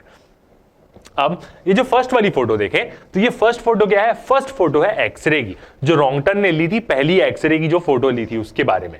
और ये किसके हाथ है, उन्हीं की वाइफ का ही हाथ है, जिसका उन्होंने फर्स्ट एक्सरे की क्या ली थी, इमेज ली थी। तो ये किसकी, रॉन्गटन की ही इमेज है फर्स्ट एक्सरे की। ये बोल सकते हैं कि ये रिंग होगी एक प्रकार से। और आप देखे होंगे जब भी हॉस्पिटल जाते हैं तो ऐसे लेटा देते हैं कि लेटो आपके ऊपर, मतलब एक्सरे लेंगे आपका करके। तो ऐसे ही क्या रहती है, एक्सरेज रहती है, जिसको हम हॉस्पिटल में यूज करते हैं। और बहुत सारे मूवीज में देखे होंगे जिसका खतरनाक एक्सीडेंट होता है तो उसका हर एक पार्ट का एक्सरे लगता है। तो ऐसे ही आप फोटोज देखे होंगे तो ये सब क्या है, पूरी एक्सरेज फोटोज है जितनी भी आप देखेंगे। आगे देखते हैं, नेक्स्ट आती है गामा रे। ये तो सबसे खतरनाक रहती है, ये न्यूक्लियर रिएक्शन से क्या होती है, प्रोड्यूस्ड होती है गामा रेस के बारे में। आगे देखते हैं इसके बारे में। यदि इसकी फ्रीक्वेंसी की हम बात करें तो 3 × 10⁻18 हर्ट्ज से लेके 5 × 10⁻22 हर्ट्ज तक क्या रहती है, इसकी फ्रीक्वेंसी रहती है। सबसे ज्यादा frequency, they have maximum frequency and minimum wavelength in EM spectrum. इनके बारे में हम देखें तो इनकी क्या रहती है, मैक्सिमम फ्रीक्वेंसी रहती है और सबसे कम वेवलेंथ रहती है। सबसे छोटी रहेगी मगर फ्रीक्वेंसी क्या रहेगी, बहुत ज्यादा रहेगी इसकी। वेवलेंथ की बात करें तो 10⁻³ नैनोमीटर से भी क्या रहती है, इसकी वेवलेंथ एकदम छोटी रहती है। डिस्कवर्ड बाय रदरफोर्ड, सबसे पहले इन्होंने किस रदरफोर्ड ने क्या करी थी, सबसे पहले इसकी डिस्कवरी करी थी। And have high penetration power, सबसे ज्यादा पेनिट्रेशन पावर है। जहां भी न्यूक्लियर रिएक्टर का क्या हुआ, नुकसान हुआ, जैसे एक चेरनोबिल करके आप देखे होंगे एक जगह है जहां पे बहुत बड़ा न्यूक्लियर पावर प्लांट में क्या हुई थी, दिक्कत आई थी। तो वहां पे जितने भी पहले तुरंत जब भी न्यूक्लियर पावर प्लांट में ब्लास्ट हुआ तो 103 फायर फाइटर्स तुरंत वहां पे पहुंचे थे आग बुझाने के लिए। उन सबको क्या हो गया था, मैक्सिमम लोगों को कैंसर हो गया था, क्योंकि उन लोग तुरंत गामा रे के एक्सपोजर में आ गए थे। This high frequency radiation is produced in nuclear reaction and also emitted by radioactive nuclei। जितने भी रेडियोएक्टिव न्यूक्लियाइज होते हैं, यूरेनियम, ये सब क्या करते हैं, ऐसे गामा रेस को क्या करते हैं, रिलीज करते हैं। आगे देखें, बहुत सारी जगह कैंसर ट्रीटमेंट के लिए भी क्या होती है, ये गामा रेज यूज होती है। क्यों, क्योंकि जितने भी कैंसर के सेल्स होते हैं उनको हमें क्या करना रहता है, डिस्ट्रॉय करना रहता है। और गामा रेज से सबसे खतरनाक चीज क्या होगी, तो these are used in radiotherapy for treatment of tumour and cancer. Radiotherapy बोल रहे हैं तो रेडियो वेव्स नहीं सोचेंगे, मतलब एक प्रकार की वेव्स है, मगर यहां पे यूज करते हैं gamma rays. Used in food industry to kill pathogens and micro organism. Food industry में यूज होती है पैथोजीन्स और माइक्रो ऑर्गेनिज्म को किल करने के लिए। These are used to produce valuable information about the structure of atom nucleus. अब सबसे छोटी वेवलेंथ है तो इसको हम अंदर तक, मतलब माइक्रो, इसको एकदम छोटी छोटी चीजों के अंदर भी हम क्या कर सकते हैं, रेस को भेज सकते हैं, तो वहां से रिफ्लेक्ट होगी तो हमें उसका भी स्ट्रक्चर मिल सकता है। एकदम ज्यादा स्टडी नहीं कर सकते, क्योंकि यदि आप क्वांटम लेवल की स्टडी करेंगे और ऐसी वेव्स मारेंगे तो आप उसको इफेक्ट कर देंगे पार्टिकल्स को। आगे देखते हैं, अब गामा रेस की खास बात क्या रहती है। आप देखे होंगे हल्क को जानते होंगे, हल्क किसके एक्सपोजर से बनता है, गामा रेस के एक्सपोजर से ही बनता है। तो जितनी भी वेव्स है सब में है फोटॉन्स ही, जितनी भी आप वेव्स देखे होंगे सब में फोटॉन्स ही रहते हैं, मगर सबके पास एनर्जी अलग अलग रहती है। एक नॉर्मल लाइट के फोटोन के बारे में बात करें तो उसकी एनर्जी एकदम कम रहती है, मगर एक जो गामा रेस का जो फोटॉन्स रहता है ना, वो मिलियन विजिबल फोटॉन्स की एनर्जी का कंबाइन रहता है वो, मतलब उसके पास इतनी एनर्जी रहती है। एक प्रकार से आप हल्क और एक नॉर्मल इंसान को देख सकते हैं, हल्क किससे बना रहता है, गामा रे के एक्सपोजर से ही तो बना रहता है। तो जो गामा रे का एक फोटोन रहता है उसके पास मिलियन विजिबल लाइट फोटोन से भी क्या रहती है, ज्यादा एनर्जी रहती है। आगे बढ़ते हैं, तो गामा रेस का एक फोटोन क्या रहता है, बहुत ज्यादा पावरफुल रहता है। और इतना खतरनाक रहता है कि यदि ये किसी भी एटम से हिट किया, जैसे हमने पहले वाले एनिमेशन में देखा कि कोई भी एटम्स या ह्यूमन बॉडी, हमारी ह्यूमन बॉडी में भी एटम्स है, यदि कोई भी एक गामा रे का फोटोन क्या किया, हिट कर दिया, तो वो क्या कर देगा, पूरा मतलब कॉन्फ़िगरेशन बिगाड़ देगा, एटम्स को रिमूव कर देगा, चेंज कर देगा। एक प्रकार से हम बोल सकते हैं कि डीएनए में भी इफेक्ट ले आता है। और ये डीएनए को कैसे हिट करता है, जैसे एक बुलेट नॉर्मल इंसान को हिट करती है, डीएनए तो बहुत छोटा रहता है, मगर डीएनए को भी कैसा हिट करेगा, एक प्रकार की बुलेट जैसा ही हिट करेगा। आप देख सकते हैं कि डीएनए तक इससे क्या हो सकता है, इफेक्ट हो जाता है, म्यूटेट हो सकता है इंसान। तो गामा रेस क्या रहती है, सबसे ज्यादा रेडिएशन डैमेज करती है। अब जनरली बहुत सारी गामा रेस क्या होती है, सन से भी निकलती है, मगर जो हमारा ओजोन लेयर है वो क्या करती है, हमें प्रोटेक्ट कर लेती है ये सब चीजों से। बट कुछ एक और चीज भी होती है जिसके बारे में आप सुने होंगे, गामा रे बर्स्ट के बारे में। ये सब कौन छोड़ता है, जब कोई सन सुपरनोवा होता है या ब्लैक होल से आप देखते होंगे ऐसे एनर्जी निकलती होगी, वो सब क्या रहते हैं, गामा रे बर्स्ट होती है। तो उससे भी हमें इसके बारे में बहुत इंफॉर्मेशन मिलती है। तो जो जनरली ओजोन लेयर क्या करती है, हमें गामा रे से प्रोटेक्ट कर लेती है। अब सबसे पहले इसकी डिस्कवरी कैसे हुई गामा रे बर्स्ट के बारे में, कि क्या होता है। जब एक टाइम था जब अमेरिका और रशिया के बीच में क्या चल रहा था, कुछ वॉर चल रहा था, कुछ कोल्ड वॉर चल रहा था। तो उस समय अमेरिका ने क्या करी, अपनी एक स्पाई सैटेलाइट भेजी, क्या चीज डिटेक्ट करने के लिए, कि यदि रशिया वाले स्पेस में न्यूक्लियर टेस्ट कर रहे होंगे, अब न्यूक्लियर टेस्ट होगा तो गामा रेज निकलेगी, तो उन्होंने अपनी एक स्पाई सैटेलाइट भेजी कि यदि स्पेस में रशिया कोई न्यूक्लियर टेस्ट करता है तो हम क्या कर पाए, उसकी गामा रेज डिटेक्ट कर पाए। ये सैटेलाइट रशिया का तो कुछ भी डिटेक्ट नहीं कर पाई, इसने क्या किया, एक एनर्जी बर्स्ट डिटेक्ट किया, बहुत दूर से आ रही थी ऐसे एक रेस को, ये सैटेलाइट को।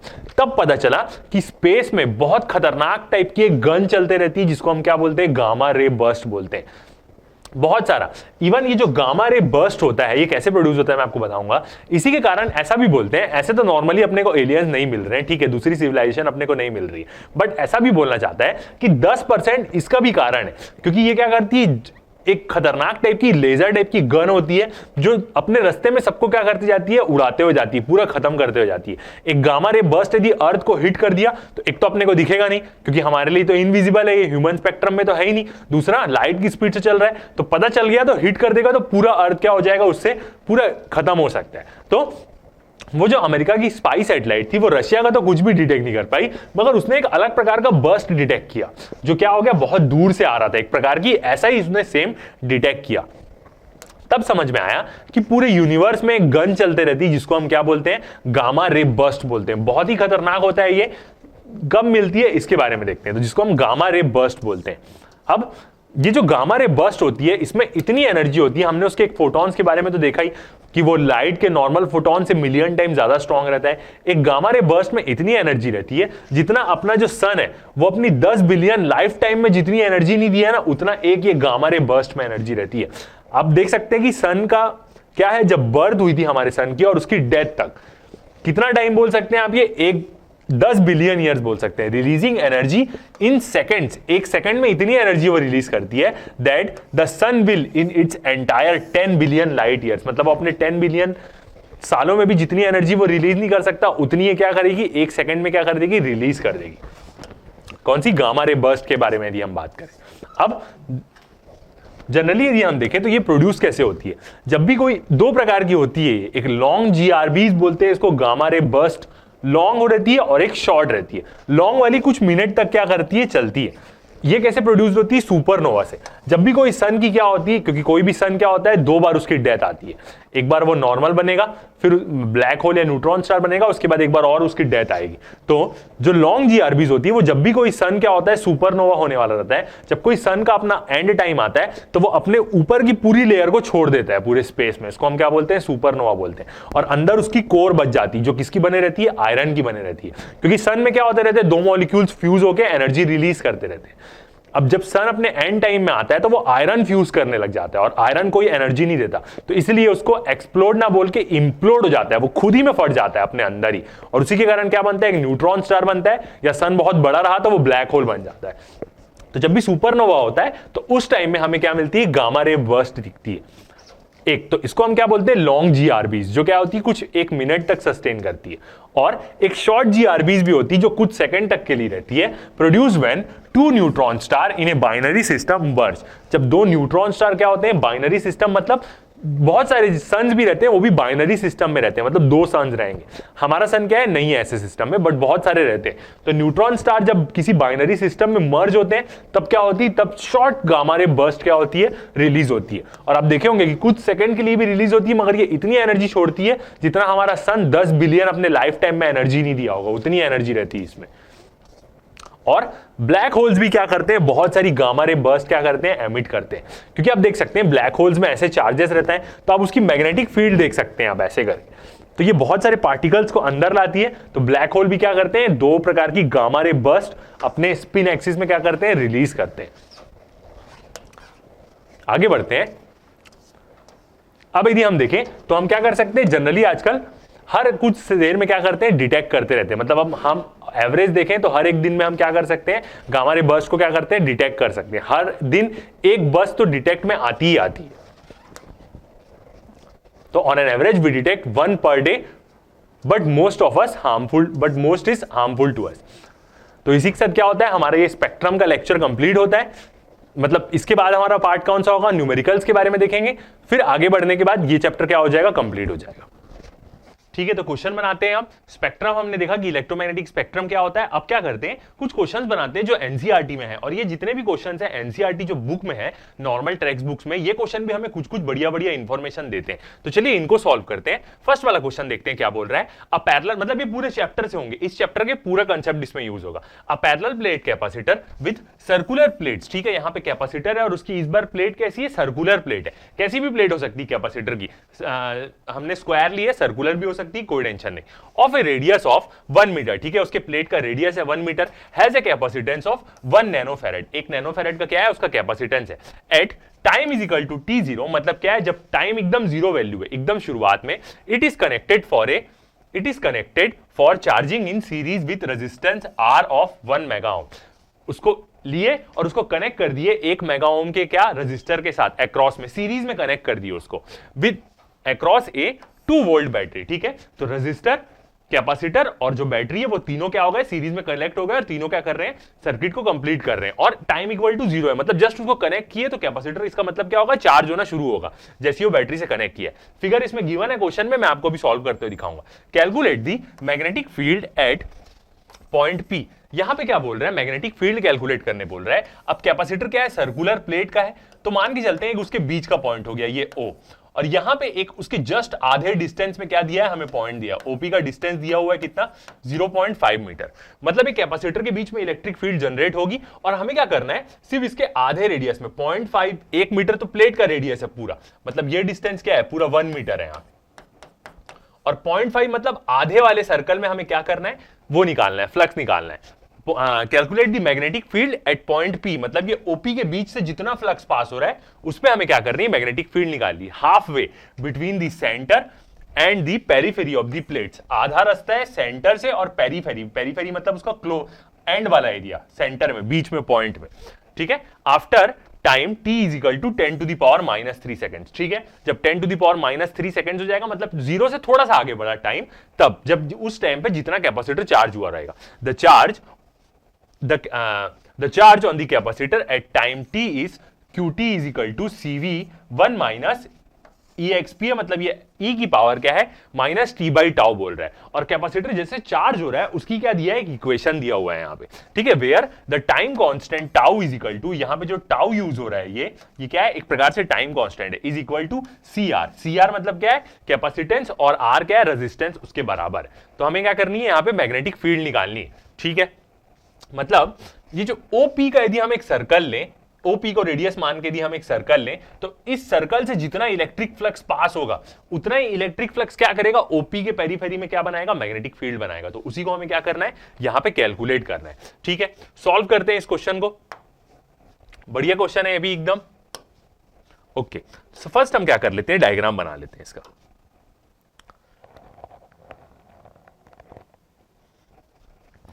कैसा दिया हुआ है डायग्राम, हमारा कैपेसिटर, ये हो गया कैपेसिटर, और ये कनेक्टेड है एक रेजिस्टेंस से,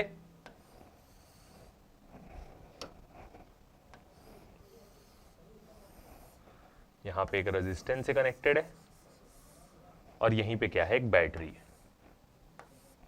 बैटरी की पोलैरिटी नेगेटिव और पॉजिटिव। ये डायग्राम हमें क्वेश्चन में गिवन है। बैटरी कितने की है? 2 वोल्ट्स की है। जो रेजिस्टेंस है वो कितना है? 1 मेगा। बैटरी 2 वोल्ट्स की है और रेजिस्टेंस 1 मेगा ओम का दिया हुआ है। कैपेसिटेंस तो अभी दिया हुआ है, हम चीज लिखेंगे उसको। ओके, अब बीच में यहां पे पॉइंट दिया है, ये वाला पॉइंट को ओ मेंशन कर दिया और ये पॉइंट पी, और बोला है OP is equal to 0.5 metre. एक ये जो कैपेसिटर की प्लेट है ये सर्कुलर है, याद रखिएगा, तो उसका 1 मीटर जो है वो क्या दिया हुआ है हमें? रेडियस गिवन है। तो ये हमें कंडीशन दी हुई है। अब मैग्नेटिक फील्ड निकालनी है, ये ओपी के पेरीफेरी में, मतलब ये ओपी के अराउंड हम एम्पियर लूप लेंगे और जितना फ्लक्स पास हो रहा होगा उस हिसाब से वहां पे क्या बनेगी? मैग्नेटिक फील्ड बनेगी। ठीक है, तो ये क्वेश्चन को देखते हैं। सबसे पहले हम लिखते हैं अपनी गिवन वैल्यूज, क्या क्या गिवन है यहां पे।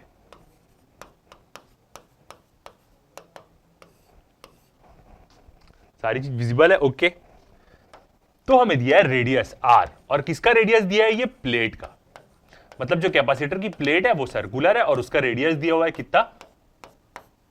1 मीटर यहां पे गिवन है। ओके, कैपेसिटेंस दिया हुआ है कितना? 1 नैनो फैरेड का। तो नैनो मतलब कितना हो जाएगा?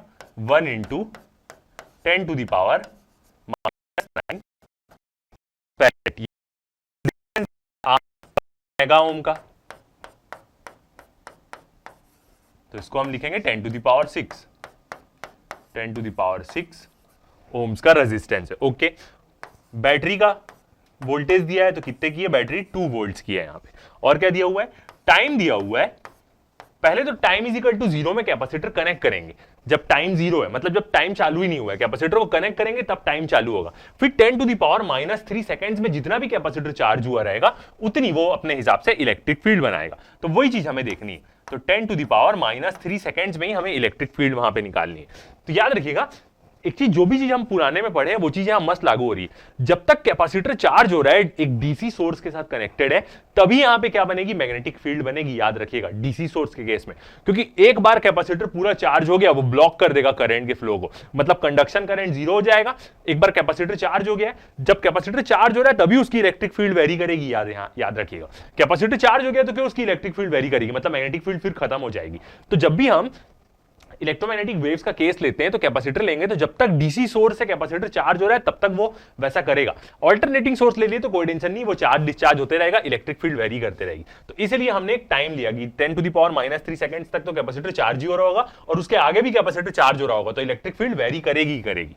एक बार फुल चार्ज हो गया तो इलेक्ट्रिक फील्ड क्या हो जाएगी? स्टेबल हो जाएगी और फिर कोई मैग्नेटिक फील्ड नहीं बनेगी। ओके, और चार्ज, जो कैपेसिटर चार्ज हो रहा है उसकी हमें इक्वेशन दी है। Q मतलब वो टाइम के साथ चेंज हो रही है, धीरे धीरे करके चार्ज बढ़ रहा है, तो is equal to Q function है टाइम का, ऐसा लिखा हुआ है। और इक्वेशन क्या दिया है? CV। C यहां पे कैपेसिटेंस है, V क्या है? जो बैटरी का पोटेंशियल है वो। ब्रैकेट में 1 माइनस E की पावर, कैसे एक्सप्रेशन दिया है ब्रैकेट में? -T by tau, -T by tau. Visible है? Okay, -T by tau. ठीक है, तो ये क्या दिया है हमें यहां पे? एक्सप्रेशन दिया हुआ है। और कुछ दिया है वैल्यू, टाउ की भी वैल्यू दिया है, टाइम कांस्टेंट की वैल्यू क्या है? CR। तो देख लेते हैं, C हमारा कितना है? 10 टू द पावर -9, और ये कितना है? 10 to the power 6 into 10 to the power 6। तो ये कितना हो जाएगा? 10 टू द पावर -3, और इसकी यूनिट क्या होगी? सेकंड्स। टाइम कांस्टेंट है एक प्रकार का। तो इतना क्या है, हमें डाटा गिवन है क्वेश्चन में। ओके, सॉल्व करते हैं। तो सबसे पहले हम ये Q की इक्वेशन देखते हैं, धीरे धीरे करके एक एक चीज करेंगे। फर्स्ट चीज हम देखते हैं Q की इक्वेशन। चार्ज टाइम का फंक्शन है, क्योंकि कैपेसिटर चार्ज हो रहा है, टाइम चेंज होगा तो कैपेसिटर चार्ज होते रहेगा। ओके, अब क्या दिया हुआ है? उसका एक्सप्रेशन CV दिया हुआ है। यहां पे C और V तो दोनों की वैल्यू रखते हैं। C की वैल्यू कितनी है? 10 टू द पावर 9, और V कितना है हमारा? 2 दिया हुआ है यहां पे, 2 वोल्ट। तो इसको हम कैसे लिख सकते हैं? एक ही एक्सप्रेशन में लिख दें, ठीक है। तो हम क्या करते हैं, C की वैल्यू तो है 10 टू द पावर -9 और V की वैल्यू है 2। तो इसको हम कैसे लिख सकते हैं? V की वैल्यू पहले लिखते हैं 2 इंटू 10 टू द पावर -9, जो C की वैल्यू है, ऐसे लिख सकते हैं बिल्कुल। तो 2 into 10 to the power -9। V को पहले लिख लिए, C को बाद में लिख ली, कोई टेंशन नहीं, दोनों क्या है यहाँ पे? मल्टीप्लीकेशन में, तो कैसे भी लिख सकते हैं ब्रैकेट में। 1 माइनस एक्सपोनेंट की पावर है, तो E की पावर क्या दिया हुआ है? -T बाई टाउ दिया हुआ है।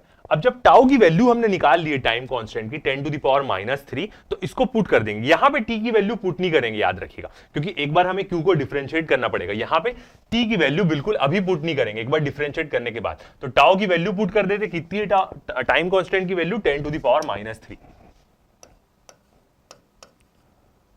तो ये पूरा क्या है, ई की पावर में है, ब्रैकेट क्लोज। जब मैं सॉल्व कर रहा था तो मैं भी ऐसे किया था, यहां पे टी की वैल्यू रख दिया था जल्दी जल्दी में, तो बट ऐसा नहीं करेंगे क्योंकि उससे क्या हो जाएगा, वो गलत हो जाएगा। ठीक है, ये एक्सप्रेशन बन गया। अब हम निकालते हैं, सबसे पहले इलेक्ट्रिक फील्ड निकाल लेते हैं जो पूरा कैपेसिटर क्या करेगा, बनाएगा। फर्स्ट हम क्या करेंगे, इलेक्ट्रिक फील्ड निकालेंगे पूरे प्लेट में।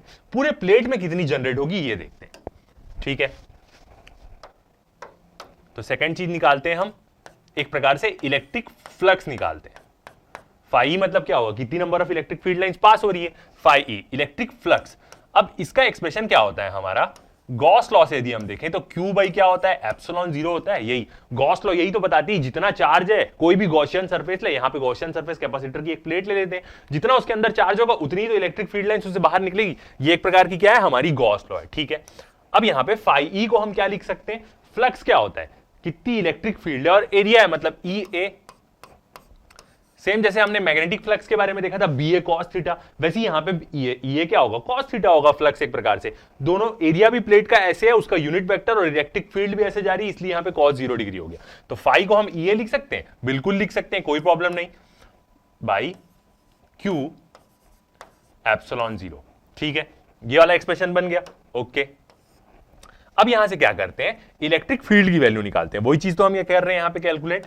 तो E इज इक्वल टू क्या हो जाएगा, Q और A को इधर दे देते, तो Q बाई एप्सिलॉन 0 A, ये हो जाएगा। A को हमने यहां दे दिया।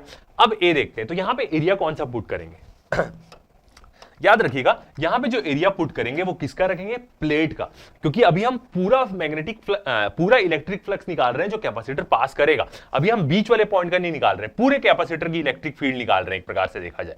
तो एरिया किसका रखेंगे, पूरी प्लेट का एरिया रखेंगे, जो कितना है यहां पे 1 मीटर दिया हुआ है, तो इसको रखेंगे। तो क्या हो जाएगा हमारा expression, E is equal to Q by area plate का रहेगा पूरा। ठीक है, तो वैल्यू पुट करते हैं, तो Q बाई एप्सिलॉन 0 और एरिया क्या होगा प्लेट का, पाई आर स्क्वायर। तो पाई और आर स्क्वायर, आर कितना है यहां पे 1 है,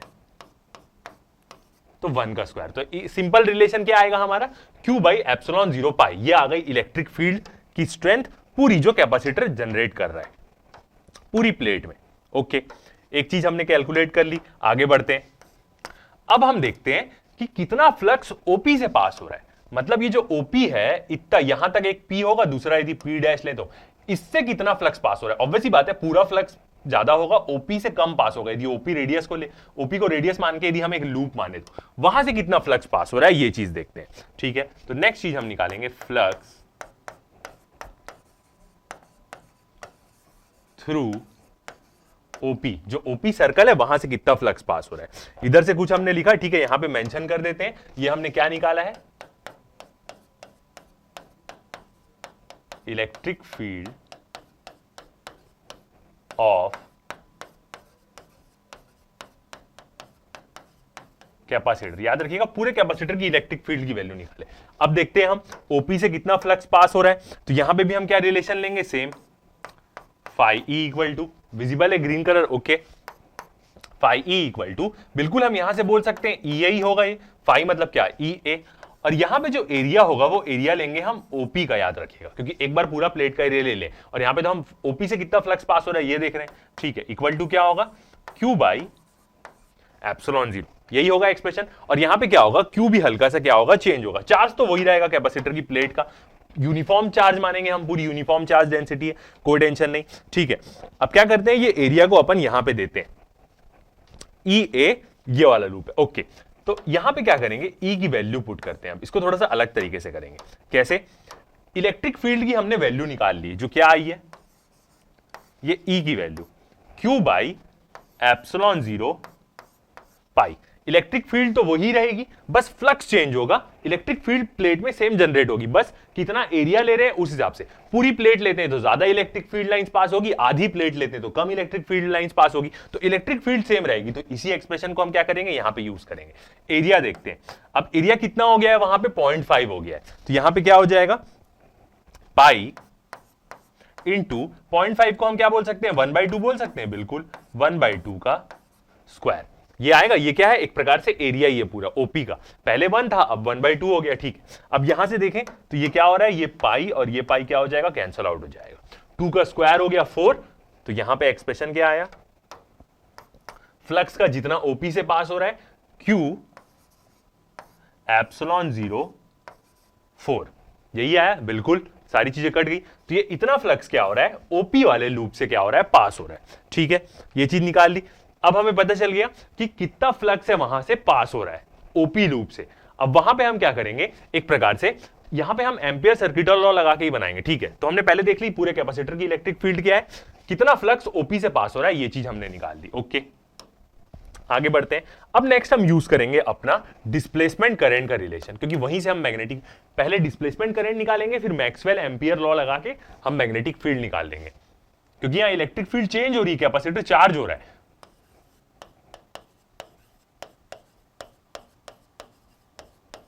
डिस्प्लेसमेंट करंट का रिलेशन क्या होता है, I d equal to epsilon 0 d phi E by dt, यही होगा डिस्प्लेसमेंट करंट का रिलेशन, ठीक है। एप्सिलॉन 0 तो है यहां पे, ओके। अब d फाई ई की वैल्यू पुट करते हैं, तो d बाई dt, अब फाई ई की मतलब फ्लक्स। अब यहां पे जो फ्लक्स हम यूज करेंगे वो कौन सा फ्लक्स यूज करेंगे, कोई सोच सकता है, एक सेकंड, ऊपर वाला तो नहीं यूज करेंगे क्योंकि हमें ओपी के अराउंड मैग्नेटिक फील्ड निकालनी है ना, तो ये वाला यूज करेंगे, Q एप्सिलॉन 0/4। ये आ गई हमारी वैल्यू। तो यहां पे हम फ्लक्स की वैल्यू क्या पुट करेंगे, देखिए फ्लक्स की वैल्यू जो ओपी से पास हो रहा है, फ्लक्स थ्रू ओपी से, तो Q बाई एप्सिलॉन 0/4, तो ये वैल्यू को यहां पे हम पुट करेंगे, Q बाई एप्सिलॉन 0/4, ये वैल्यू हो गई। हम जानते हैं कि एप्सिलॉन 0 और 4 क्या है, दोनों कांस्टेंट है, तो वो तो बाहर आ जाएगा, और बाहर आ जाएगा तो ऑब्वियस ही बात है, बाहर आके दोनों कैंसल आउट ही हो जाएंगे। यहां भी है एप्सिलॉन 0 है, ये भी है, तो ये दोनों क्या हो जाएगा, कैंसल आउट हो जाएगा। बाहर निकाल के कैंसिल करना है, अंदर से नहीं। तो यहां पे एक्सप्रेशन क्या बचेगा, बस 1/4 बस बाहर में है, और d/dt, और क्या बचा, सिर्फ Q बचा। मतलब अब हम क्या करेंगे, Q को सिर्फ क्या करेंगे, डिफरेंशिएट करेंगे टाइम के साथ। अब यहां पे आएगी कंडीशन, अब हम यहां पे क्या करेंगे, Q की वैल्यू पुट करेंगे, तो ID इज इक्वल टू क्या हो जाएगा, मतलब डिस्प्लेसमेंट करंट d/dt ब्रैकेट में। अब देखते हैं अपना Q का रिलेशन।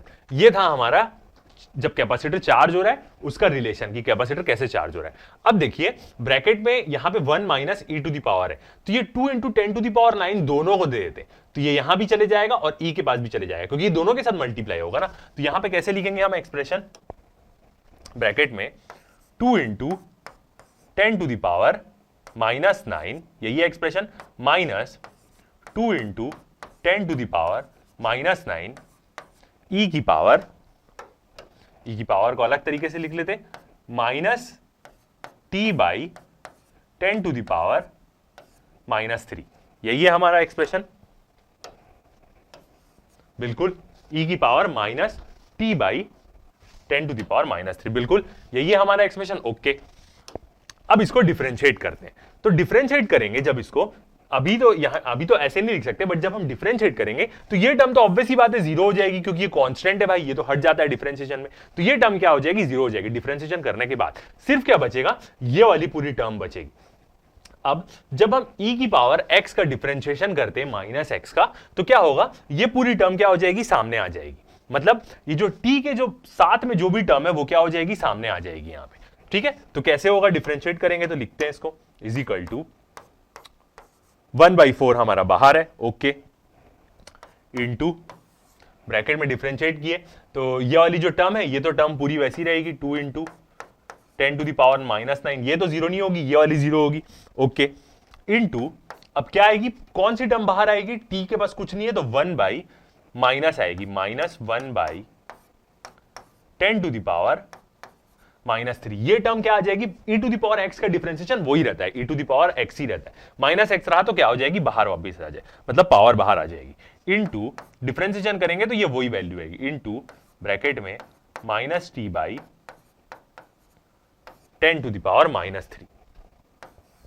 ये क्या आएगा, पूरी टर्म आएगी। अब हम यहां से देख सकते हैं एक और चीज हमने क्या मिस किया था, यहां पे एक माइनस साइन है, तो यहां पे क्या रहेगा, माइनस साइन तो रहेगा ही रहेगा, ये माइनस साइन, तो ये माइनस और ये माइनस क्या हो जाएगा, प्लस हो जाएगा, तो टोटल क्या हो गया, प्लस हो गया हमारा, ठीक है। और 1/4 बस यही है, तो इसको हम कैसे लिख सकते हैं, यहां से कैंसल आउट भी कर देते हैं, और एक चीज, तो 2 1 जा और 2 जा, तो सिर्फ क्या टर्म बचेगी यहां पे 1/2 ओके इनटू 10⁻⁻⁹, ठीक है। अब यहां से भी इसको हम कैंसल आउट कर सकते हैं क्या, नेक्स्ट स्टेप देखते हैं, बिल्कुल ये क्या कर सकते हैं हम, 10⁻⁹ है और 10⁻³ दोनों कैंसल आउट हो जाएगा, 10⁻³ गया, ये क्या बचेगा, सिर्फ 10⁻⁻6 बचेगा ये दोनों का, ओके। अब और क्या बचा है यहां पे, इंटू ई की पावर, अब यहां पे क्या करेंगे हम, टी की वैल्यू पुट कर देंगे, अब यहां पे हम अपना काम करेंगे, टी की वैल्यू पुट कर देंगे, तो टी की वैल्यू कितनी दी हुई है हमें क्वेश्चन में, देखते हैं, क्योंकि एट एक पर्टिकुलर टाइम में निकालना ना, हमने डिफरेंशिएट कर दिया, अब टी की वैल्यू पुट करने के लिए तैयार हो गई है। टी की वैल्यू कितनी दी थी, 10⁻⁻3, तो पुट करेंगे वहां पे तो कितना आएगा, -1 आएगा बस उसकी पावर, टी की पावर -10⁻³ है, और नीचे टाउ की तो वैल्यू है ही 10⁻⁻3, तो ये दोनों कैंसल आउट हो जाएगा, इसका मतलब क्या आएगा, सिर्फ -1 आएगा, तो क्या आएगा एक्सप्रेशन में, e⁻⁻1, ये आ गया हमारा एक्सप्रेशन, यहां पे सारी चीजें आ गई है, बिल्कुल 1/2 मतलब 0.5, ठीक है। ये थोड़ा सॉल्व करना मुश्किल हो सकता है, बट e⁻⁻1 की यदि वैल्यू देखें आप, तो इसकी वैल्यू क्या होती है, 0.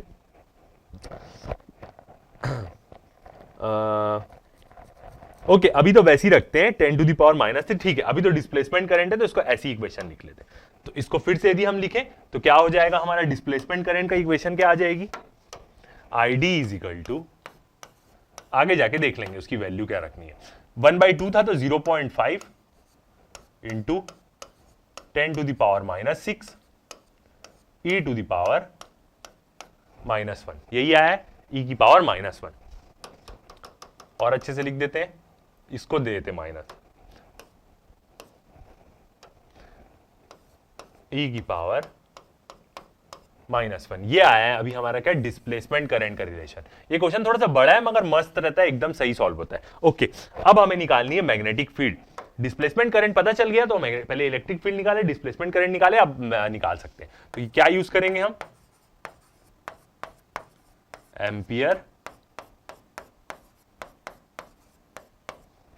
एम्पियर मैक्सवेल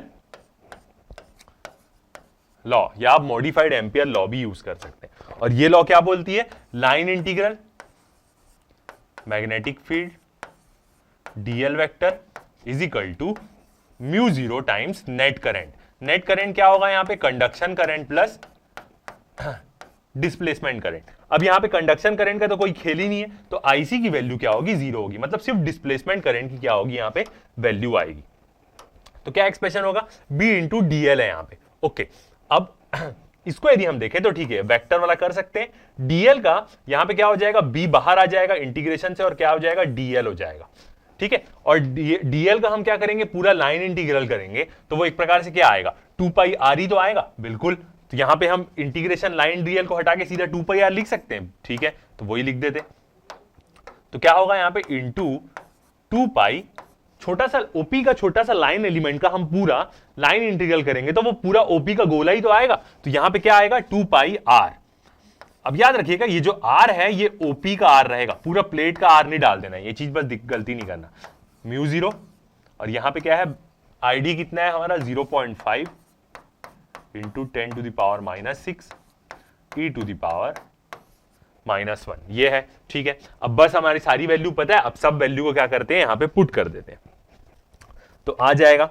और एक और चीज कुछ कैंसिल कर सकते हैं कि हम यहां से, हाँ, μ0 की हम क्या डाल सकते हैं, वैल्यू डाल सकते हैं। μ0 की वैल्यू क्या होती है, 4π इंटू 10⁻⁻⁻⁹ -7। म्यू जीरो और ई जीरो की वैल्यू हमेशा याद रखिए क्योंकि वो हमेशा यूज होगी। म्यू जीरो की वैल्यू क्या होती है 4 पाई इंटू 10⁻⁻7 जो क्या होता है मैग्नेटिक परमिएबिलिटी, और इलेक्ट्रिक परमिटिविटी की वैल्यू क्या होती है 8.85 इंटू 10⁻12। ये दोनों वैल्यू क्या होती है हमेशा काम आती है, वैक्यूम और स्पेस की है। ठीक है, तो यहां से भी हमें दिख रहा है कि म्यू के पास भी पाई है तो ये पाई और ये पाई भी कैंसल आउट हो जाएगा, 2 1 जा 2 2 जा, ये भी कैंसल आउट हो गया। ठीक है, तो बस क्या बचा यहां पे वो बचा, तो b इक्वल टू क्या हो जाएगा 4 पाई था बिल्कुल, तो कैंसल आउट कर दिए थे इसको।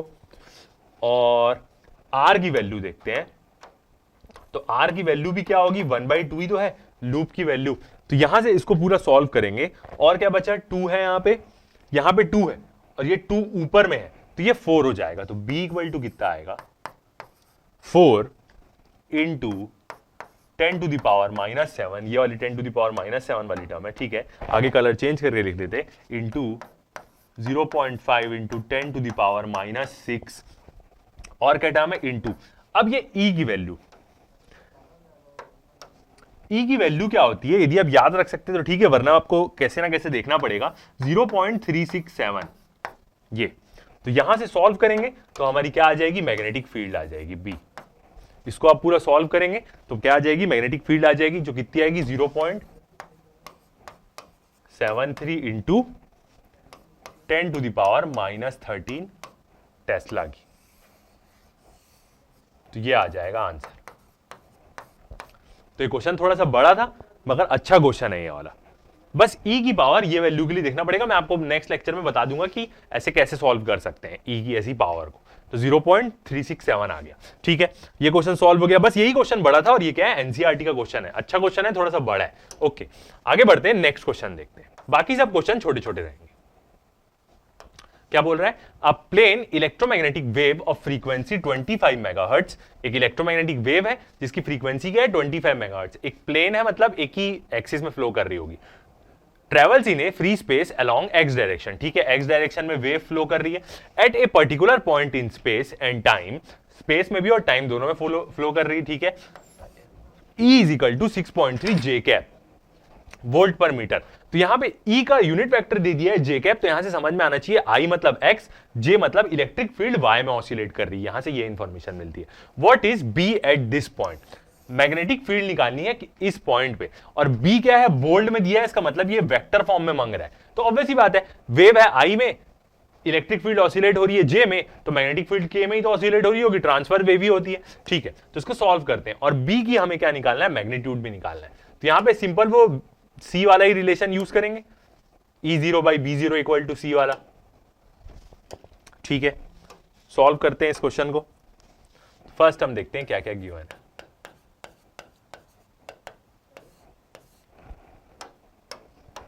क्या दिया हुआ है हमें यहां पे, फ्रीक्वेंसी दी हुई है वेव की 25 मेगाहर्ट्ज। ठीक है, और याद रखेंगे वेव कौन से डायरेक्शन में, एक्स डायरेक्शन में। वेव है अपनी एक्स डायरेक्शन में,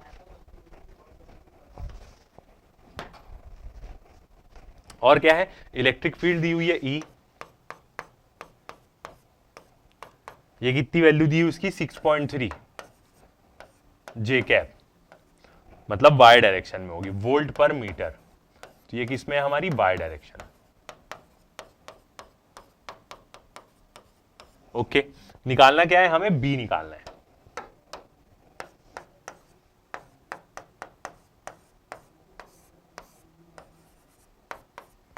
मैग्नेटिक फील्ड की वैल्यू निकालनी, तो यहां पे हम क्या करेंगे, अपना सिंपल वाला रिलेशन यूज करेंगे। कौन सा वाला, C इज इक्वल टू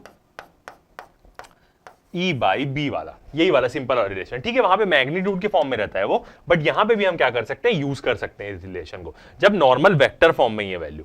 तो यहां से क्या हो जाएगा हमारा, B की यदि वैल्यू निकालना चाहे तो B इक्वल टू क्या हो जाएगा, E/C हो जाएगा। ठीक है, अब वैल्यू पुट करते हैं, इलेक्ट्रिक फील्ड कितनी है यहाँ पे 6.3 की, और C कितना हो जाएगा 3 इंटू 10⁸। इसको सॉल्व करेंगे तो यहां से मैग्नेटिक फील्ड कितनी आ जाएगी 2.1 इंटू 10⁻⁻8 टेस्ला की।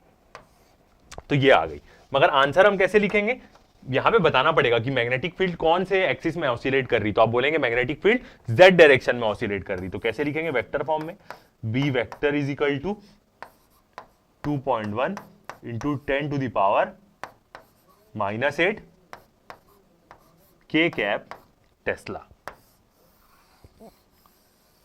तो ये होगा हमारा आंसर। ठीक है, आगे बढ़ते हैं। तो ये क्वेश्चन एकदम सिंपल सा था, सॉल्व हो गया। नेक्स्ट क्वेश्चन देखते हैं।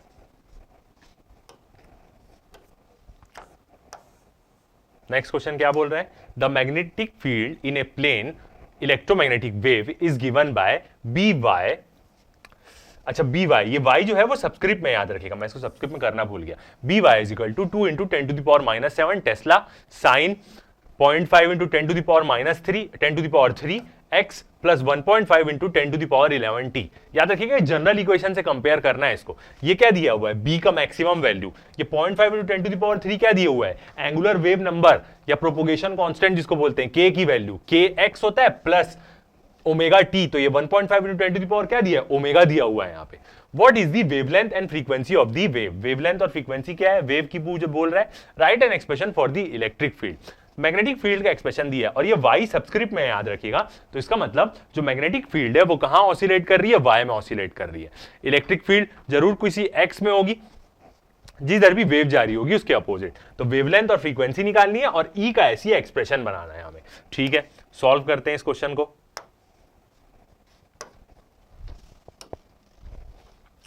सबसे पहले हम देखते हैं क्या अपनी इक्वेशन दी हुई है।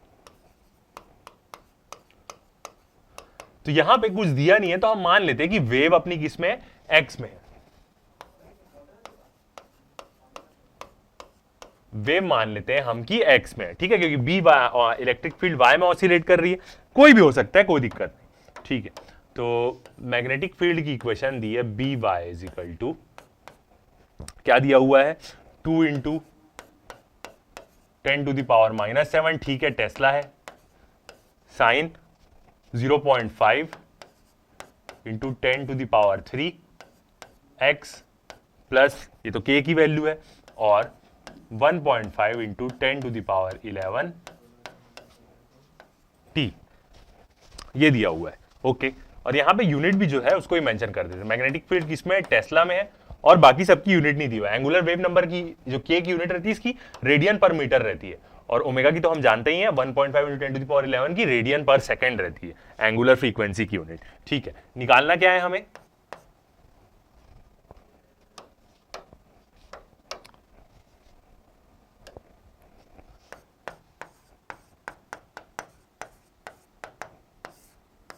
क्या क्या चीज निकालनी है। फर्स्ट हमें निकालना है वेवलेंथ और फ्रीक्वेंसी, और सेकंड चीज हमें क्या निकालनी है, ई की इक्वेशन निकालनी है।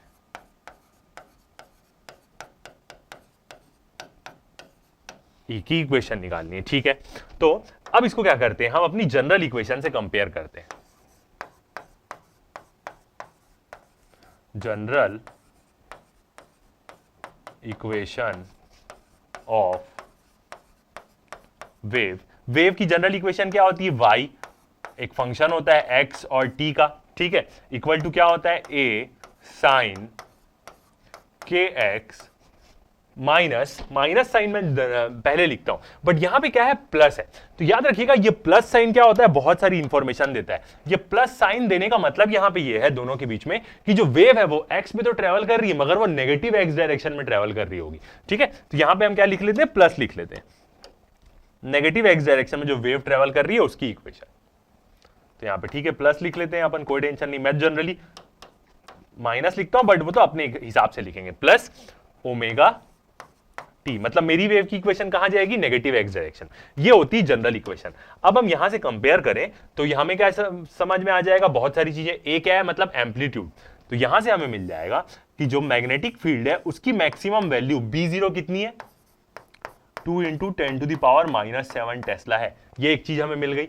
एंगुलर वेव नंबर k की वैल्यू कितनी है यहां पे, ये देखिए, ये 0.5 इंटू 10 टू द पावर 3 पर मीटर भी इसको बोलते हैं, और रेडियन पर मीटर भी बोल सकते हैं। यही यूनिट होती है एंगुलर वेव नंबर की। ठीक है, और हमें क्या इंफॉर्मेशन मिल रही है यहां से, ओमेगा। ओमेगा मिल जा रही है एंगुलर फ्रीक्वेंसी कितनी 1.5 इंटू 10⁻11 रेडियन पर सेकेंड। ये सब इंफॉर्मेशन यहां से मिल रही है। और कोई इंफॉर्मेशन मिल सकती है कि नहीं? इतनी इंफॉर्मेशन जनरल इक्वेशन से हम क्या करेंगे, कंपेयर करेंगे तो हमें मिल जाएगी। ओके, तो अब सबसे पहले क्या निकालना है, हमें वेवलेंथ निकालनी है। तो वेवलेंथ कैलकुलेट करते हैं। क्या होता है एंगुलर वेव नंबर का formula, k is equal to क्या होता है 2 पाई लैम्डा, यही होता है एक्सप्रेशन। तो यहां से यदि हम लैम्डा देखें तो लैम्डा इज इक्वल टू क्या हो जाएगा 2 पाई k, बिल्कुल। तो वेवलेंथ यहां तो ऐसी निकल जाएगी 2 pi divide by k। k कितनी वैल्यू दिया है 0.5 इंटू 10⁻3। तो वेवलेंथ कितनी आ जाएगी, इसको हम सॉल्व करेंगे तो मीटर्स में आएगी, याद रखिएगा 0.0125 मीटर्स में आएगी। तो आप ये भी आंसर लिख सकते हैं या आप इसको सेंटीमीटर में भी लिख सकते हैं। कितना 1.25 सेंटीमीटर, 1.25 सेंटीमीटर। तो ये दोनों क्या रहेगा आपका आंसर। कैसे भी लिख सकते हैं आप, मीटर में लिखें या उसको सेंटीमीटर में लिखें। तो एक आधा आंसर मिल गया हमको, लैम्डा हमारा निकल गया वेवलेंथ। अब निकालते हैं फ्रीक्वेंसी। फ्रीक्वेंसी हम किसकी मदद से निकाल सकते हैं, एंगुलर फ्रीक्वेंसी की मदद से। तो सेकंड यदि हम देखें frequency omega, omega is equal to क्या होता है 2 पाई f होता है। अब यहां से यदि हम फ्रीक्वेंसी देखें तो फ्रीक्वेंसी इज इक्वल टू क्या हो जाएगी ओमेगा बाई 2 पाई। अब ओमेगा की वैल्यू कितनी गिवन है यहां पे 1.5 इंटू 10⁻11। तो 1.5 to 10⁻11 by 2 pi.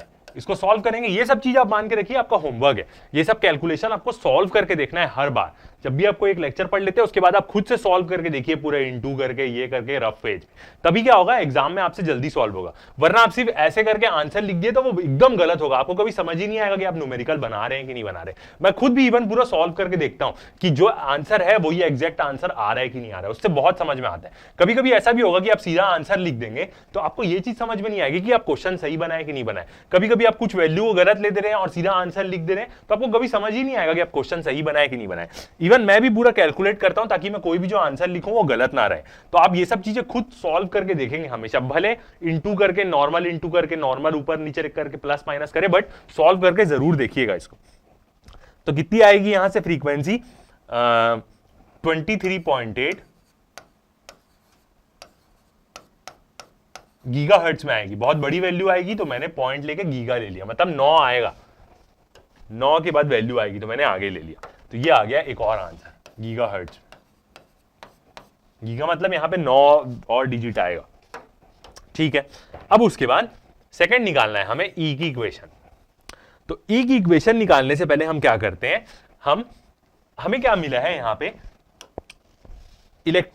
Magnetic field का मैग्नीट्यूड मिला है। तो हम इसकी मदद से और स्पीड ऑफ लाइट से क्या कर सकते हैं, इलेक्ट्रिक फील्ड का मैग्नीट्यूड निकाल सकते हैं।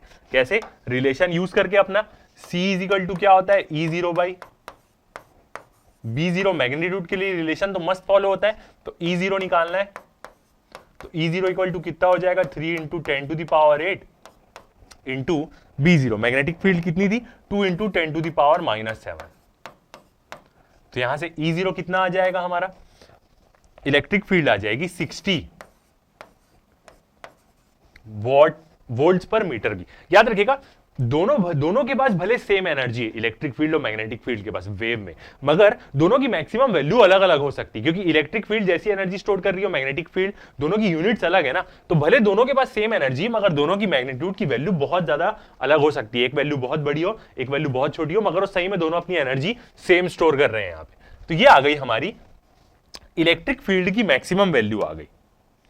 अब जब हमें इलेक्ट्रिक फील्ड की मैक्सिमम वैल्यू पता चल गई है तो हम क्या कर सकते हैं, इक्वेशन लिख सकते हैं। कैसे बनेगी हमारी equation, E is equal to, कहां माने E कहां ऑसिलेट कर रही है, ठीक है, कहीं नहीं लिखते। Y में, X में वेव है, B मैग्नेटिक फील्ड Y में ऑसिलेट कर रही, तो इलेक्ट्रिक फील्ड जरूर Z में कर रही होगी। E इज इक्वल टू क्या होगी हमारी इक्वेशन, E0। एक बार जनरल फॉर्म में लिख देता हूं, E0 साइन सेम वही kx plus omega T value आएगी। तो यहां से अब हम क्या कर सकते हैं, वैल्यू पुट कर सकते हैं, तो E की इक्वेशन आ जाएगी। E0 कितना है हमारा 60। यूनिट्स लिखना है क्या, जरूरत नहीं है, ठीक है, पता है, साइन। अब k की वैल्यू भी वही रहेगी एंगुलर वेव नंबर की, कितनी 0.5 इंटू 10 टू द पावर -3, और ओमेगा भी वही रहेगा। तो कितनी है 0.5 इंटू 10 टू द पावर 3 है। पिछले बार भी हमने 3 लिया था, बिल्कुल सही, ठीक है। x प्लस एंगुलर फ्रीक्वेंसी कितनी है हमारी 1.5 into 10 to the power 11 t। तो ये हो गई इलेक्ट्रिक फील्ड की इक्वेशन।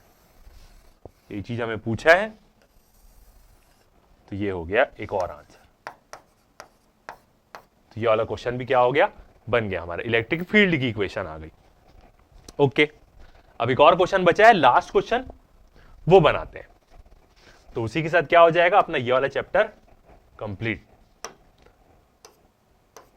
लास्ट क्वेश्चन देखते हैं। ये वाला क्वेश्चन मस्त है, यहां पे हमें इंटेंसिटी और वो जो एनर्जी का एक्सप्रेशन है वो पूरा यूज करने को मिलेगा। A light with an energy flux of 18 watt per centimetre square, ठीक है, एनर्जी फ्लक्स दिया है 18 watt per centimetre square, falls on a non reflecting surface at normal incidence if surface has an area of 20 centimetre. अच्छा, इसके बाद एक और question आएगा, वो वाले क्वेश्चन में आएगा, ये तो नॉर्मल मोमेंटम वाला क्वेश्चन है। एक लाइट है जिसका एनर्जी फ्लक्स कितना दिया हुआ 18 watt per centimetre square, falls on a non reflecting surface. Non reflecting surface मतलब वो रिफ्लेक्ट नहीं करेगा, पूरा ऑब्जर्व करेगा, मतलब मोमेंटम आएगा eight normal incident. If the surface has an area of 20 centimetre square, यदि सरफेस का एरिया 20 सेंटीमीटर स्क्वायर है, find the average force exerted on the surface during 30 minutes of time span. मतलब कितनी average force, momentum ही use करेंगे हम। Light एक surface में गिर रही है जो सरफेस एब्जॉर्ब नहीं कर रहा है, तो मतलब वो मोमेंटम लेगा, और उसी मोमेंटम की मदद से हम क्या करेंगे, यहां पे फोर्स निकालेंगे, कितना फोर्स उस सरफेस में लगेगी 30 मिनट तक यदि उसमें लाइट गिरते रहे तो। 30 मिनट्स टाइम स्पैन। ओके, एकदम इजी क्वेश्चन है ये, सॉल्व करते हैं इसको।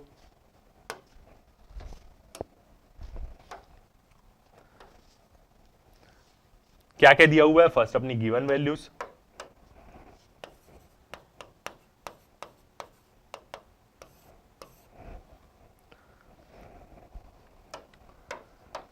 यहां पे क्या दिया है, एनर्जी फ्लक्स दिया है, तो U ले लेते हैं, स्मॉल u से इसको डिनोट कर लेते हैं। कितना होगा ये 18 watt per centimetre square,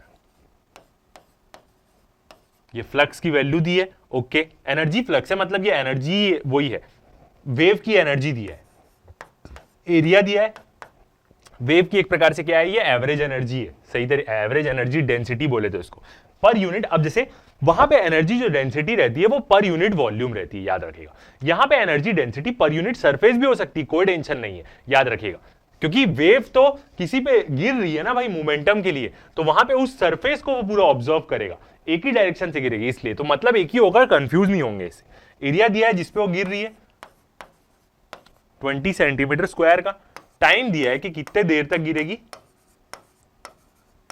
30 minutes तक। अपने को तो क्या करना पड़ेगा, सेकंड में लेना पड़ेगा, तो ये कितना लेंगे हम 30 इंटू 60 कर देंगे, तो ये क्या आ जाएगा अपना सेकंड्स में आ जाएगा, ठीक है। तो देखते हैं कितनी एनर्जी सरफेस में फॉल हो रही है। टोटल एनर्जी टाइम में पूरा, मतलब total energy falling on surface, पूरे देखेंगे, पूरे 30 मिनट तक की एनर्जी निकाल रहे हैं हम कि कितनी उसमें फॉल हो रही है। तो ये हम कैसे निकालेंगे, U इज इक्वल टू 18 दिया हुआ है हमें, ठीक है, और इसकी यूनिट क्या दी हुई है हमें 18 की, यूनिट भी लिखते जाते हैं, what per centimetre square. Energy निकाल रहे हैं तो आखिरी में क्या आएगा, वो जूल में ही आएगा, याद रखिएगा। ओके, ये कर दिया। अब इसमें क्या करेंगे, हम अपना एरिया मल्टीप्लाई कर देंगे 20, और 20 कितना है सेंटीमीटर स्क्वायर में, ये उसकी यूनिट, ठीक है।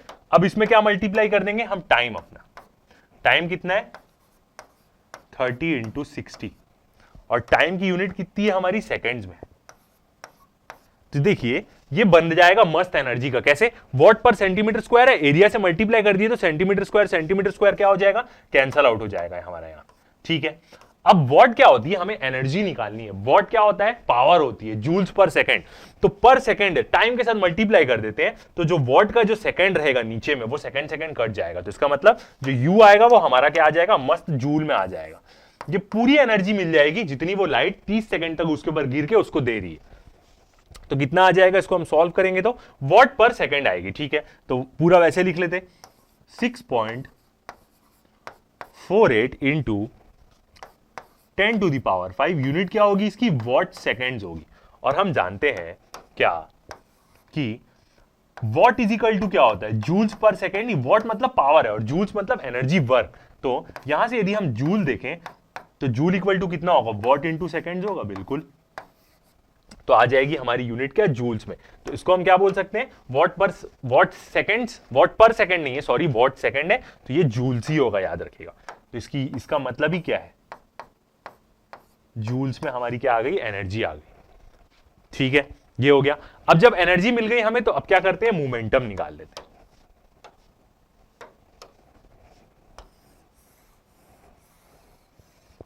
यहां से क्या करते हैं, ब्लू कलर दिख रहा है, बिल्कुल। मोमेंटम निकाल लेते हैं। मोमेंटम का फॉर्मूला क्या होता है हमारा, P इज इक्वल टू कितनी एनर्जी गिर रही है divide by speed of light. कितनी एनर्जी गिर रही है, 6.48 into 10 to the power 5 by C, 3 into 10 to the power 8। ये है। तो यहां से मोमेंटम कितना आ जाएगा हमारा, P।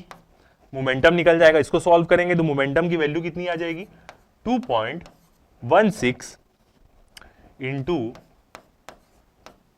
10 to the power -3। अब मोमेंटम की यूनिट क्या होगी, नॉर्मल यदि अपन याद करें 11th में या पुरानी क्लास का, मोमेंटम इज इक्वल टू क्या होता है, मास इंटू वेलोसिटी होता है। तो मोमेंटम की यूनिट क्या होगी, मास की यूनिट केजी और वेलोसिटी की यूनिट होती है मीटर पर सेकंड। तो केजी मीटर पर सेकंड क्या होगी, ये मोमेंटम की हमारी क्या हो जाएगी, यूनिट हो जाएगी। ओके, अब निकालते हैं हम कितनी वो सरफेस में फोर्स एक्सर्ट करेगा। और एक प्रकार से क्या एवरेज फोर्स ही हम निकाल रहे हैं यहां पे, क्योंकि एनर्जी ही एवरेज है। फोर्स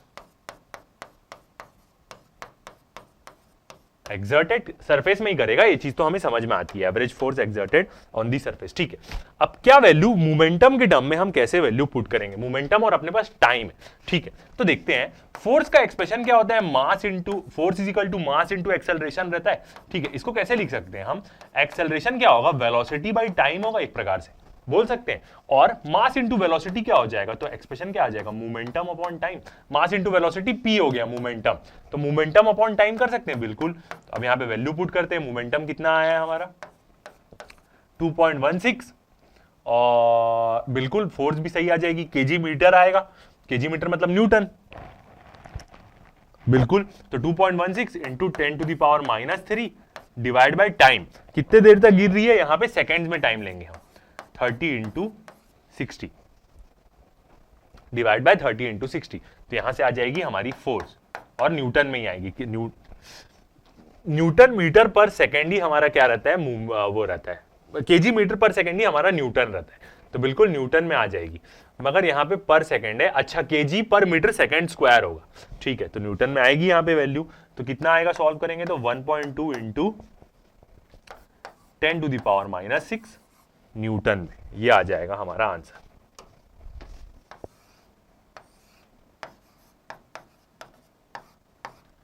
ये आ गया क्या अपना answer, 1.2 into 10 to the power -6 newton. ठीक है, ये वाला क्वेश्चन भी सॉल्व हो गया। अब देखते हैं नेक्स्ट क्वेश्चन, बल्ब वाला। इस लेक्चर का मतलब इस चैप्टर का आखिरी क्वेश्चन, फिर हमारे पास इलेक्ट्रोमैग्नेटिक वेव्स भी हमने क्या समझ लेंगे, पूरा समझ लेंगे एकदम, या पूरा पढ़ लिया है हम बोल सकते हैं। क्या बोल रहा है, calculate the electric and magnetic field produced by the radiation coming from 100 what bulb. एक 100 वोल्ट का बल्ब है, उससे कितनी इलेक्ट्रिक और मैग्नेटिक फील्ड मतलब कितनी वेव प्रोड्यूस हो रही है एक प्रकार से, और इलेक्ट्रिक और मैग्नेटिक फील्ड दोनों निकालनी है at a distance of 3 metre, 3 metre distance पे। तो यहाँ पे इंटेंसिटी वाला हम सारी चीज यूज करेंगे जो हमने प्रीवियस लेक्चर में देखा है, कैरेक्टरिस्टिक्स में जो हमने पढ़ा है, इंटेंसिटी और एवरेज एनर्जी वाला। What at a distance of 3 meter, assuming that the efficiency of the bulb is 2.5% and it is a point source। यहां पे जो बल्ब की एफिशिएंसी दिया है इसका मतलब ये होता है 2.5%, 100 वॉट का बल्ब है, energy in the form of heat and light बोलते हैं। तो जो 100 वॉट का बल्ब है वो क्या करेगा, हीट प्रोड्यूस करेगा और लाइट प्रोड्यूस करेगा। तो 100 वॉट में से सिर्फ 2.5% ही वो फोटॉन्स मतलब लाइट वेव निकालेगा सिर्फ, बाकी 9.97.5% वो पूरा हीट के फॉर्म में निकाल देगा। तो ये चीज देखते हैं, 100 वॉट का बल्ब है तो इसको पहले हम नॉर्मल तरीके से देखते हैं। एक 100 वॉट का बल्ब है ये, ठीक है। तो 100 वॉट मतलब क्या होता है, वॉट मतलब क्या होगा, जूल्स पर सेकंड ही होगा, एनर्जी पर सेकंड वो इतना लेगा 100 वॉट।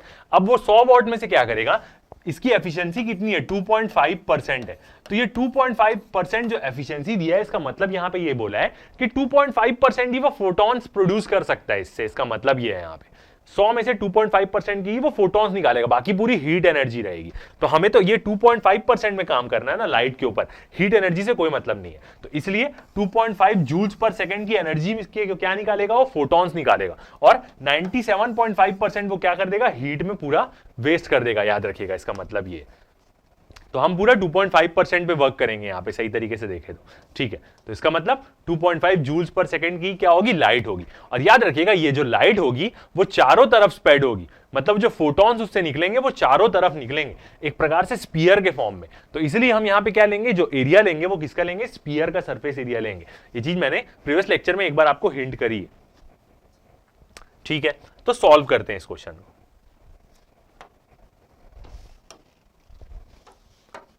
फर्स्ट हम लिखते हैं अपनी गिवन वैल्यूज।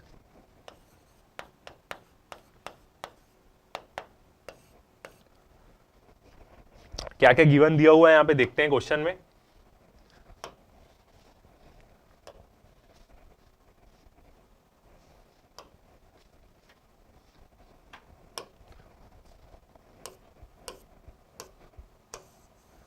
पावर दी हुई है और डिस्टेंस दिया हुआ है आर, पी आर, और एफिशिएंसी दी हुई है, ठीक है।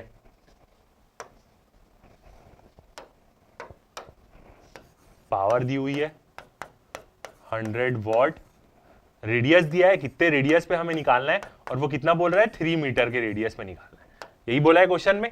एक बार और लास्ट चेक कर लेते हैं, 3 मीटर में बिल्कुल। और एफिशिएंसी है बल्ब की कितनी, 2.5,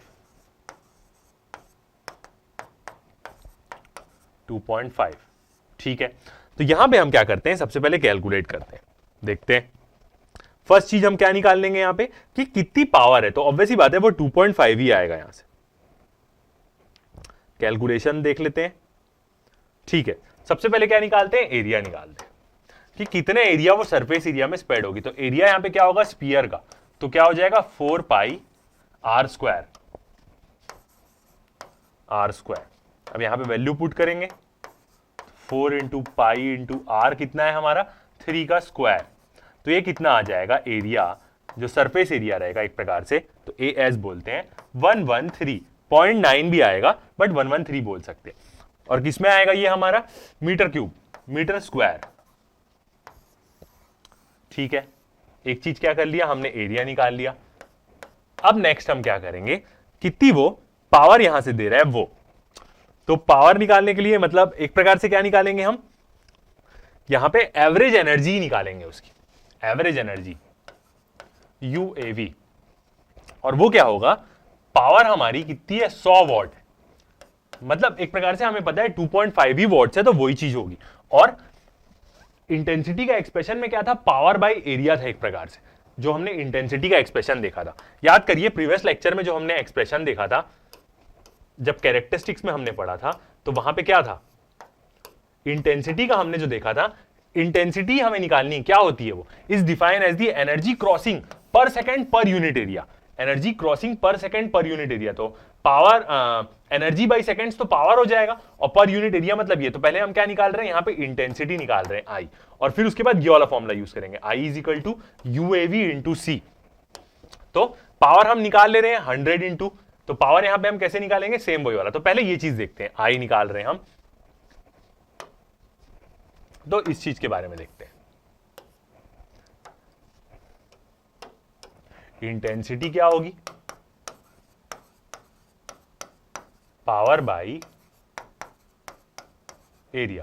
अब पावर तो यहां पे कैसे लिखेंगे हम, 100 प्लस 2.5% बाई एरिया कितना आया हमारा 113, ये होगा। अब 2.5% को आप कैसे लिख सकते हैं, 2.5 बाई 100। तो इसलिए मैं एक बार लिख के एक बार मिटा के भी लिख दे रहा हूं ताकि दोनों स्टेप आपको समझ में आ जाए। तो इसको हम कैसे लिखेंगे, 2.5 बाई 100। तो यहां से जो हमारी इंटेंसिटी आएगी वो इंटेंसिटी कितनी आएगी, इसको हम सॉल्व करेंगे तो 0.022, ये क्या आ जाएगी, हमारी इंटेंसिटी आ जाएगी। ठीक है, अब इसके बाद हम यहां पे क्या करेंगे, उसका एक्सप्रेशन देखेंगे इंटेंसिटी का। एक और एक्सप्रेशन क्या होता है, average power into speed of light. यही एक्सप्रेशन हमने प्रीवियस लेक्चर में देखा है, कैरेक्टरिस्टिक्स में जब पढ़ा है। ऐसे ही हम क्या करते हैं, इलेक्ट्रोमैग्नेटिक वेव की इंटेंसिटी निकालते हैं। ठीक है, अब हम यहां पे क्या करेंगे, यूएवी की वैल्यू पुट करते हैं। तो वो क्या हो जाएगा, आई इज इक्वल टू एप्सिलॉन 0, कौन सा वैल्यू रखेंगे हम यहां पे, 2/2 है और ई का स्क्वायर है। एक्सप्रेशन देखते हैं जो हमने यूज किया था,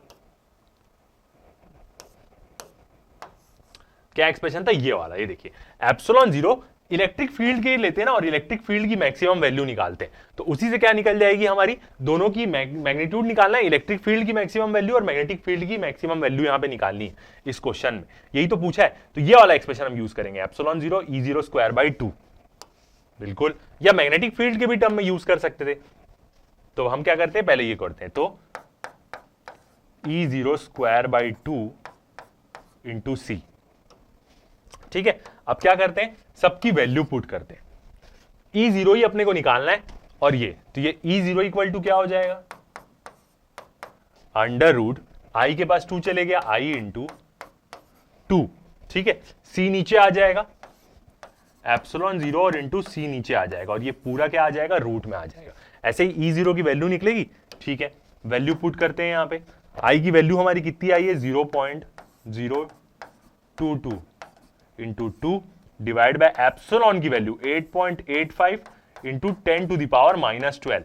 म्यू 0 और एप्सिलॉन 0 की वैल्यू याद रखेंगे हमेशा, 3 इंटू 10 टू द पावर 8। इसको आप एनसीईआरटी में देखेंगे तो वो और खतरनाक टाइप से सॉल्व किया। तो यहां से सीधा मैग्नीट्यूड आ जाएगा, वो वहां पे पहले आरएमएस वैल्यू निकालता है।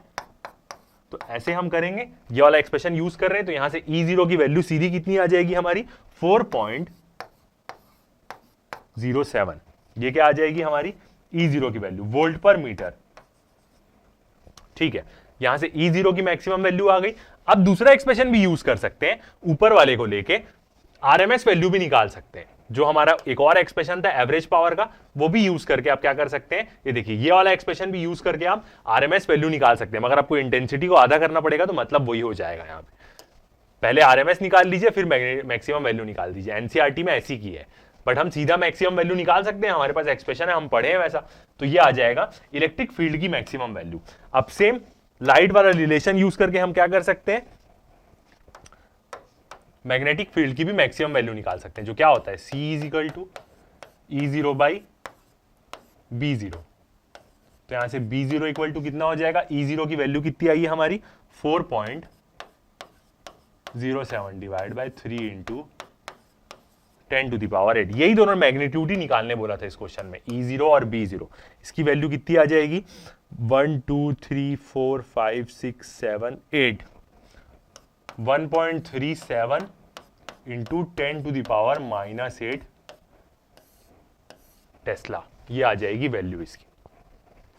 तो इसी के साथ क्या हो गया, ये वाला क्वेश्चन भी सॉल्व हो गया। बने रहिए हमारे साथ। नेक्स्ट जो लेक्चर रहेगा हमारा, नेक्स्ट हम क्या करेंगे, अपना अगला चैप्टर शुरू करेंगे, चैप्टर 9, जो क्या रहेगा, ray optics and optical instrument के ऊपर। तो बिल्कुल बने रहिए हमारे साथ। अभी तक के लिए इतना ही, थैंक यू।